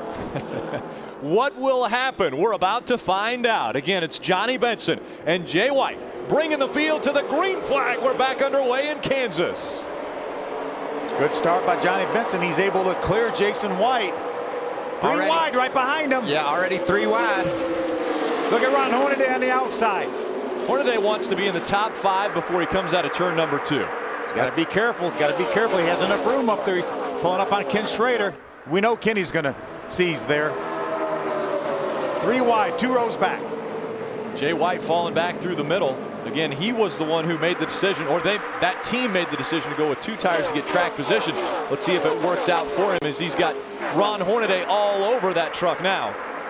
Ron giving him a little bit of a shove in the draft there. That shot Jason White ahead of James Busher and down into that the first turn. Phil, did you see how important that push Ron gave Jason was? Propelled him ahead like 3 or 4 truck lengths. Great side-by-side battle for third. Todd Bodine, the 30 on the inside. Brian Eichler, the 18 on the outside. Eichler has the advantage slightly. After a just over hour and a half delay, we are back to full speed right at the edge of your seat racing from Kansas Speedway. That didn't take long, did it? They were ready. Not at all. Johnny Benson, Johnny Sauter, 1 and 2. Brian Eichler and Todd Bodine, 3 and 4. And Jason White has slipped back to the 5th spot. Doing a good job, though. Jason is running right ahead of Hornaday. Hornaday's not able to make the move on Jason White yet. I think we kind of expected Ron to make it up through there quicker than he has. So Hornaday runs in the 6th spot. James Busher behind him. Now we see Hornaday trying to get to the outside of that 23 of Jason White. He will get to the outside of Jason as they exit turn 4. Jason knows he's there. He gives him room. He knows that Hornaday has 4 tires. He knows how good that truck has been. Ken Schrader back in the 9th spot. And back in 11th is David Starr, Ray. And Rick, I told you lots of people were running up and down pit road as that pit stop sequence began. David Starr is pitted in pit stall number 43, the first one off turn 4. He was ready to come to pit road, and his crew chief said, "You've got no crew, you got to stay out." So Starr gets credited with leading the lap there, but he didn't get to come in when they wanted to because the crew was not in position. Johnny Sauter all over the back bumper, the 15 of Johnny Benson. Yes, he is. Got Johnny all heated up. Benson's doing a great job leading this race. Sauter wants part of it. Remember, only 2 tires for Johnny Benson, 4 for Johnny Sauter. Right now, it looks like 4 is going to work out. Johnny Sauter propels himself right by Johnny Benson. Here comes Brian Eichler on the outside trying to take 2nd away, and he will do it. Meanwhile, Ron Hornaday drove by the 30 of Todd Bodine to take over the 4th position. Hornaday's coming. That probably had something to do with Sauter saying, I better get this lead and try to get out of here because I know what's behind me.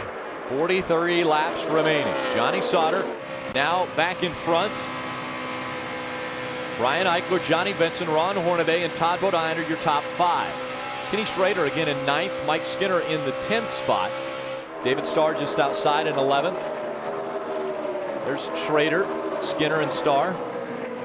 Eric Almirola, the 51, right in front of them. Schrader had been up beside Almirola, couldn't complete the pass. Now it looks like Skinner's going to move to the outside of Schrader. He's going to get up on the outside of Schrader and try to bring David Starr along with him. So he didn't have. Oh, we got smoke again from Ron Hornaday. There's more smoke as he takes over the 3rd position from Johnny Benson. They're still having problems with that fender rubbing the left rear tire.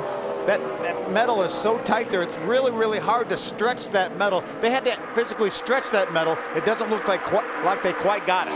They put that bare bond, that tape on there to try to support it a little bit, but that didn't do the trick.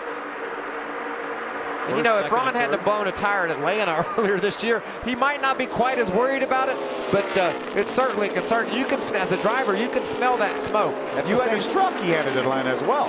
You smell all that smoke coming up in the cab, and darn, when you've blown a tire running 180 miles an hour down to the corner once this year, you darn sure don't want to do it again.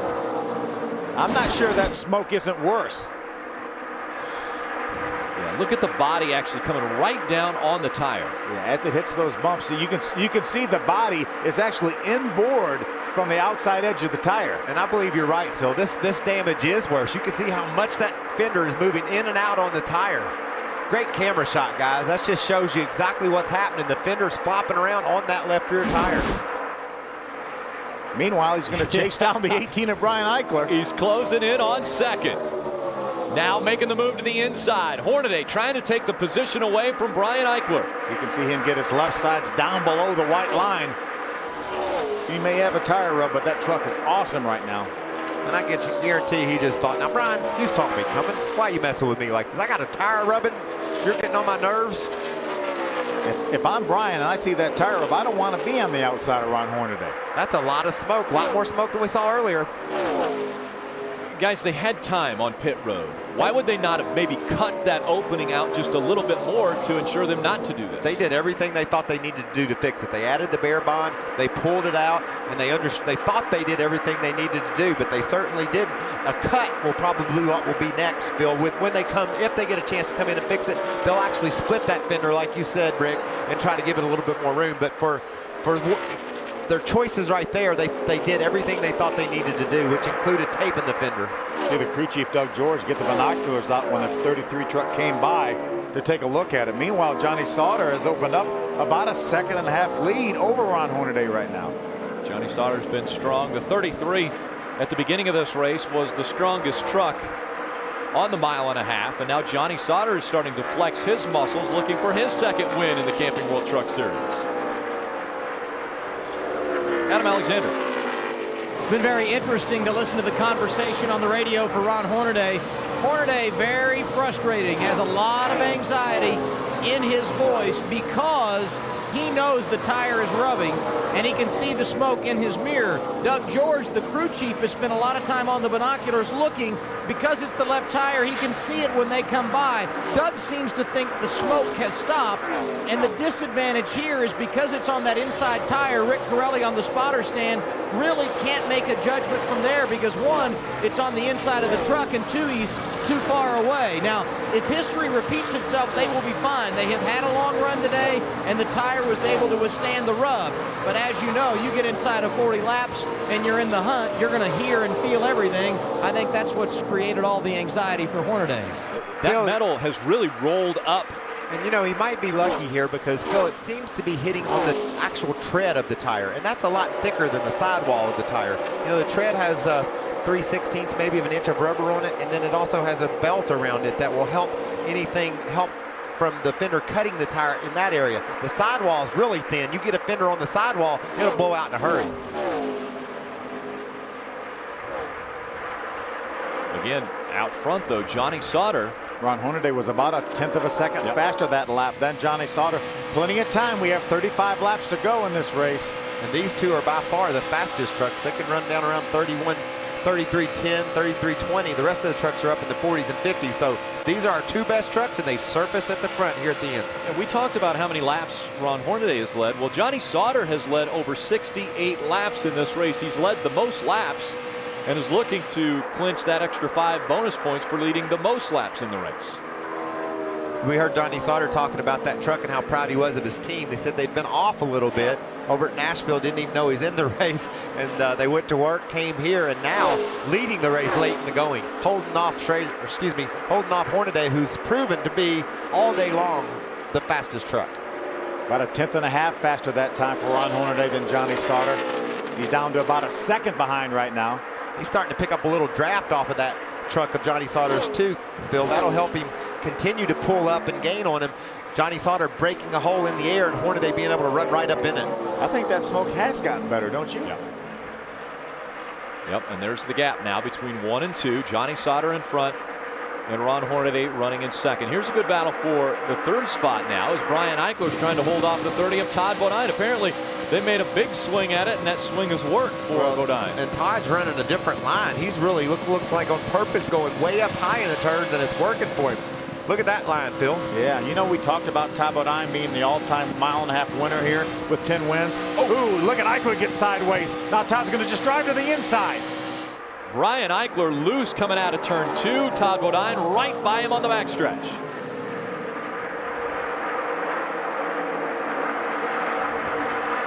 So Johnny Sauter has now about a second lead over Ron Hornaday. We want to do a top 10 drop back. We start with Adam Alexander.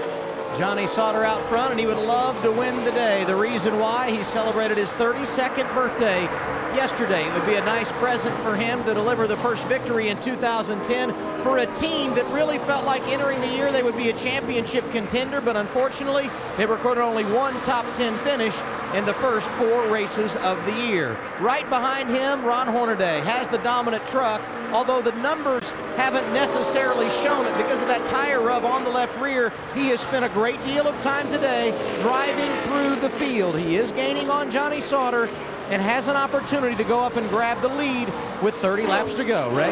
And Adam, you talked to Todd Bodine about his success on the mile-and-a-half. It's been 21 races since his last victory, which came at Texas, and Todd is aware of that. They're also aware of Hornaday's situation. They've definitely been keeping an eye on that left rear. Hornaday a good bit, though, ahead of the number 30 right now, who runs in third. Adam? You can't say enough about Brian Eichler in the 18. Started in the top 10 today. His run in the top 10 most of the day. The only time he was not there is when there was a miscue on pit road. It did not affect him at all. He maintained his composure, and that's why he finds himself in contention right now in the 4th position. Just behind him, another Toyota, Johnny Benson in the 5th position, making his 2nd start of the year in that truck. They played pit strategy just after the red flag, took 2 tires. He led a handful of laps, but unfortunately that strategy may take him out of an opportunity to win as he currently rides 5th. Ray?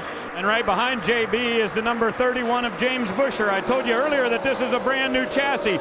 Number 11, and this is the prototype of what they're trying to build at Turner Motorsports. Expect the next 2 or 3 brand new chassis to be identical to this one. Busher has said he can't believe how smooth this truck is through the center of the corner. He really believes they're onto something as they continue to learn in a brand new race team. Adam?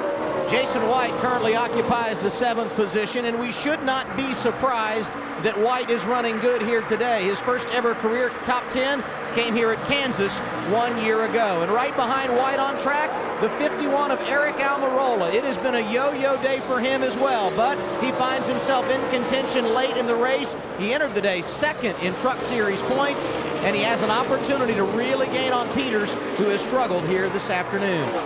Next in line, the 5 of Mike Skinner. We talked to him during the red flag. He said, I don't have a dog that can win here today. Of course, he won this race 1 year ago. A brand new race truck. They have tried some new technology, but unfortunately, they will have to go back to the drawing board after this event. And rounding out the top 10, Ken Schrader. We talked to him on our setup show earlier this afternoon, driving that 2 truck for Kevin Harvick. He said the boss reminded him, I'm leading the owner points going into this race. No doubt Schrader knew how much success that truck had with Harvick behind the wheel earlier this year, and I think the old man is doing him proud. He sits 10th as we have just over 30 laps to go.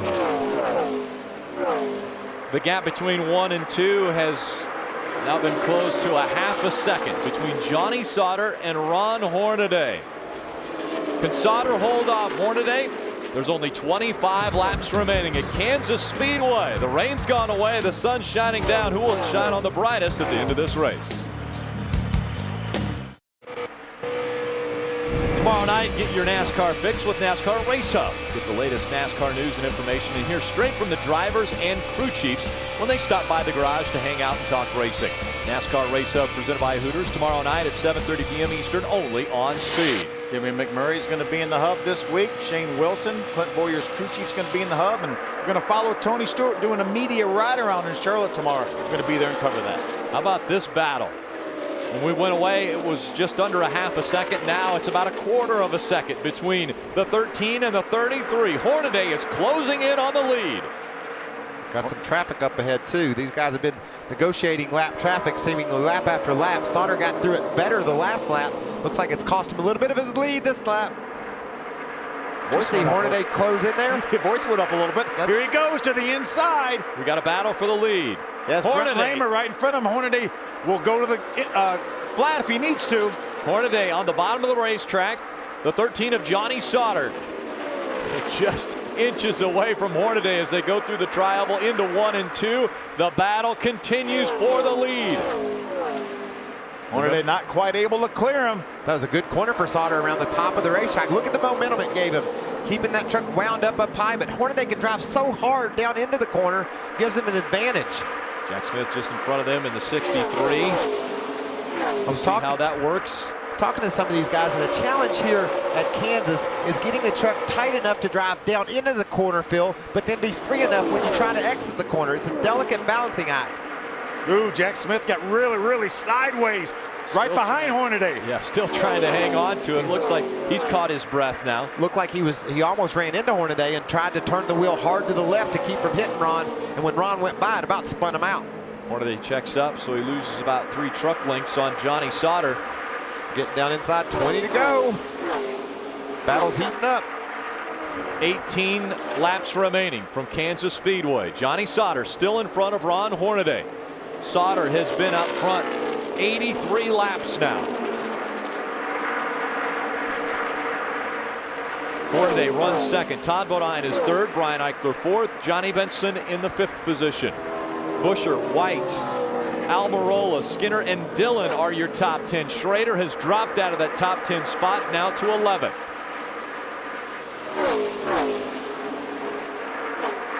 This is interesting. Sauter went to the high side, held off Hornaday, and it looks like been able to put a little ground on him. He's now actually the faster on the racetrack than Ron Hornaday is. Another half-second gap between the two. Now your truck, you know, Phil, Ron's truck will handle a lot differently when he finally gets right up to Sauter. It'll take a little bit of that air off the nose. You use that air on the nose to hold those front tires in the road so you can drive it. And when that gets disrupted, like it is when he gets right up on Sauter, it changes the game a little bit. And Sauter found a line around the top of the racetrack where he was able to keep ahead of Hornaday. That was a great turn 3 and 4 for Ron Hornaday. He gained 1/10 of a second that lap. He put his left sides right like he is now, right below the white line, and gained about 1/10 through 3 and 4. It was noticeable how much he gained on him. And I think what you said sort of echoes what I talked about earlier. These guys are to get their trucks tight enough entering the corner where Ron can drive so deep in there like we see him do. It's really hard to keep the truck from not pushing the front end, not wanting to go up the hill, exiting the corner, costing him all his momentum down the straightaway. It seems as if both these trucks are pushing off the turns. The front end the front of the truck doesn't want to turn when they're exiting the corners. Watch them as they leave too. See how close they can stay down to that white line, or do they wash up? There goes Sauter up, and here comes Hornaday up. Not quite as much as Sauter, although that was a good corner for Sauter that time. Skinner to the bottom of the racetrack. Here comes Austin Dillon trying to take the spot away. He will get 9th from Mike Skinner. So Austin Dillon moving toward the front. What a nice job by Austin Dillon. Remember, he was Aaron's lucky dog when the rain came out, so he had to restart this race from the very tail of the field, and he's made his way all the way up now to the 9th position. This looks like Skinner's starting to fade a little bit. Schrader's got his eyes on him for that top 10 finishing spot. Last time by, Schrader was about 1/10 faster than you see Schrader right there hooked up on the back. 13 laps of racing to go. There's the easy go on board by Ken Schrader. Started 12th, right now running 11th. Has his sights set him, as you mentioned. Mike Skinner to try to get this truck in the top 10. Remember, this truck came into this race leading the owner points. The battle for the lead is heating up once again. Johnny Sauter just in front of that 33 of Ron Hornaday, and now some more slower lap traffic will come into play. What a corner by Hornaday. You saw Sauter go high. Hornaday pulls right to the rear bumper, moves to the inside. Here comes Hornaday trying to make the pass as they go into turn 3. He's going to have to slow down now. Oh, the big side X! Both of them sideways. Sauter keeps it going straight. They both save it. They stay 1 and 2. I can't believe NASCAR didn't throw the caution because I thought they'd wreck, but NASCAR was smart, kept the caution flag in the flag stand, and we're still racing green. Those guys are at it. Unbelievable. Got to get back up to speed. Oh, they're getting up to speed. But they are nose to tail still, and now headed down the backstretch. 1 and 2. Sauter in front of Hornaday. That was incredible. They still have a huge lead over Todd Bodine right now, who runs third. Bodine back 7.2 seconds from this duo, and this is what happened last time. They went around Norm Benning in the 57, and right up the racetrack when Hornaday, he caught the 13, and they slid sideways. And amazingly enough, they straightened it back out again. I couldn't believe Sauter saved his truck, but I darn sure couldn't believe Hornaday did. He had those back tires smoking all the way down to the grass to keep it going in the right direction. What do you think Todd Bodine was thinking while all this was happening? He's like, oh yeah, I'm going to win this thing. He was so far behind, he never saw it. Check this out. Look how close these two are. Hornaday to the inside. They've got to deal with this lap traffic. And the lap traffic is side by side, so Hornaday just tries to move up the hill. I think he got sideways before he even got there. That's why he made contact with Johnny Sauter. He got sideways. He got sideways right there, had to chase his truck up the hill. Look how sideways those guys are. They're wrecked. They're crashed. They crashed. Both of them are completely sideways through 3 and 4. Right along with Johnny Sauter. You're going to be facing the infield here in just a moment. You could hear the contact. Look at Hornaday. And Sauter made contact with the outside wall. Hornaday's down on the flat. Remember, try to put this in perspective. They're going over 150 miles an hour in the corners, and they're sideways. I think that little scrimmage has affected Ron Hornaday's truck more than it did Johnny Sauter. Now Johnny's opened up almost a 1-second lead over Hornaday. Well, you saw what Hornaday did to those rear tires in order to keep from wrecking. He had those tires spinning, going and keeping him out of that outside wall. It probably hurt those rear tires. And Sauter did as well. Not quite as much as Ron, though, and that might just be the difference, Phil. We're just talking, these trucks were so closely matched. The amount of smoke that came off Ron's was less than Johnny's, and so it didn't affect Johnny's truck as much. 0.8 of a second separating 1 and 2 when they cross the stripe. 8 laps of racing to go. Sauter in front of Hornaday. That is the most amazing video of those two trucks crashing and still leading the race. They never hit anything. I can't believe they saved those trucks. Hornaday lost another 0.3 of a second that lap, so I think that little incident right there probably is going to give Johnny Sauter the cushion he needs. I believe his truck now was not as affected as Ron Hornaday's was. Can they hold off Todd Bodine? He has gained about a second on these two, but there's only 8 laps to go. Problems on pit road for James Busher. 31 of James Busher. He was up in the top 10 and just outside the top 5 with a great run going, and unfortunately probably had a tire going down. So unfortunate for the 31 team and James Busher. A strong start to the day. Now only 13 trucks on the lead lap. Johnny Sauter with just 7 laps to go. When he comes by the stripe, it'll be 6 to go. He has a 1.7 second lead over Ron Hornaday. Let's look at their speed as they cross the line.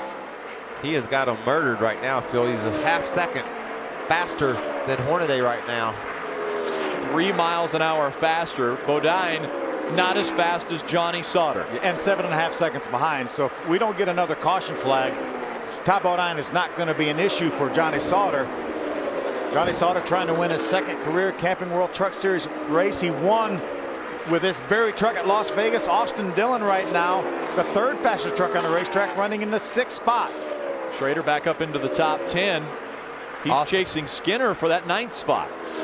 Yeah, he's caught Skinner all over the back of Skinner, so he's solidly in the top 10 with the run in Hornaday's truck. Hey, did you see how sideways those guys were? Yes. Can we freeze this and look at the shape that the winner of this race, the guy that's probably going to win this race, look, how's 45 degrees, 45 degrees side, both of them. How are those two going to win the race? Look at that. That is unbelievable. It's like they parked there. That is great video right there. Wow. Look at that. Look at that shot. You talking about those rear tires spinning? Those were spinning right there. That girl in the back of Johnny's truck saying, where's he going? Johnny Sauter has a 3-second lead now over Hornaday. Bodine 8 seconds back. Johnny Sauter on cruise control with under 4 laps of racing to go, looking for his 2nd ever win in the NASCAR Camping World Truck Series. You know, usually I'm pretty much into a green-white checkered. I think it spices things up. But after that down there, I don't think we could top it. There's no way anything cooler could happen than what those two trucks dealt with down there in turn 3 and 4. 3 laps to go.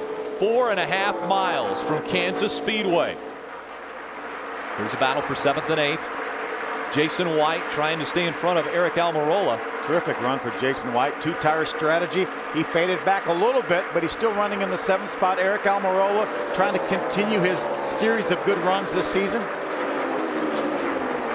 There will be a little bit of a point shakeup today. Timothy Peters struggled, has had problems. He's running 7th or in the 23rd position, 6 laps down. Coming in, Eric Almirola was 82 points behind him. Now Todd Bodine has moved up to the 2nd spot in points, just 22 back from Timothy Peters, and Eric Almirola 34 points back. Here comes Eric Almirola trying to get by that 23 of Jason White. I think Jason's 2 tires are starting to give up a little bit with him, and Eric's all over him. Can he get to the outside? That's what he's trying to do. Yes. He's there. He's there. See if he can clear him by the time he gets to turn number 1. Mike Skinner right behind this group. That's also a battle for position. And our leader gets the white flag. 1 lap of racing to go for Johnny Sauter. This battle continues. Skinner trying to get by Jason White as well. You see Ken Schrader in the background also trying to get by that 23. It's a battle for 8th right there. Jason White and Mike Skinner. Looks like Skinner's going to make it. Is he clearing? Yes, barely. And there's Schrader in the easy go number 2. Johnny Sauter coming out of turn number 4. The final tri-oval. Sauter is looking for his 2nd win in the Truck Series. That's how you win races. That's how you drive a race truck. You are the driving man. Three-way battle here. Three wide going into 3. Kenny Schrader trying to take away the 8th position. He gets loose. Still battling through 3 and 4. Here comes the 81. That's David Starr. It's a rough lap for Jason White. 7th to 11th. And it's Schrader in 9th, Starr in 10th, Jason White 11th, Ricky Carmichael 12th. And you saw a little bit there what Schrader was dealing with. That thing was loose. You know, every time he would make a move to the inside, the thing would get sideways, but he battled home to a 9th place finish. What were those guys saying to each other? I think Ron Hornaday was saying, congratulations, man, you deserve that after that save. I mean, Ron Hornaday did not run into him intentionally. We saw him get loose when he got there, but what an incredible save by both those drivers. I hope that's what he was saying. That was amazing. What an incredible race. Let's go down to Ray. And Johnny Sauter keeps saying on the radio, unbelievable, unbelievable. Joe, what was your thoughts when you saw him dead sideways in the middle of 3 and 4? I just put my head down and I was like, well, please get out of this. And I don't know how he did it, but he did it. Spectacular. Tell me about the gelling of this team. In a short period of time, you guys have really pulled together something special. It's amazing. We got a good group of guys here, and we started the season. We ended the season last year with a bang, and we started out the season here, and we got a little bit off. And this week we went to basics, and we brought old 23 back out. And she did it again for us. I love this truck. I have a feeling 23 will be back when we go to Charlotte, guys. Yeah, really impressive. And I'm telling you, you can't imagine what that's got to feel. You guys can, but it's extremely difficult to imagine. They're doing 150 miles an hour at least, and all of a sudden sideways, and neither one of them got turned around. They kept it going and got it straightened back out. That was one of the finest pieces of driving by both of those guys, not just one of them. Synchronized driving. Incredible. I want to pat now. If I had a yellow flag, that thing would have been flying out. I mean, I'd have been ducking. If I'd have been a flag man, I'd have been ducking for that. I want y'all to look at these 2 trucks and ask me if there's a good reason why we don't throw a yellow flag when you watch these 2. Check it out. They're going down into turn 3. Lap traffic ahead. The lap traffic gets side by side. Watch Hornaday get sideways. Right there. Has to chase it up the hill. He runs into Johnny. They completely spin out, or all but completely spin out. Sauter hits the wall with the right rear of his truck. It straightens him back out. Yeah, hitting the wall saved him. And watch, this is the difference in 2 fast trucks. Watch all the smoke off Ron's tires. You don't see that on Johnny's anymore. And that's just burning rubber off those Goodyear tires. 10th different race winner at Kansas. And Ron Hornaday's in there saying, can you believe what we just did? Good job to the crew. And let's go down to Victory Lane.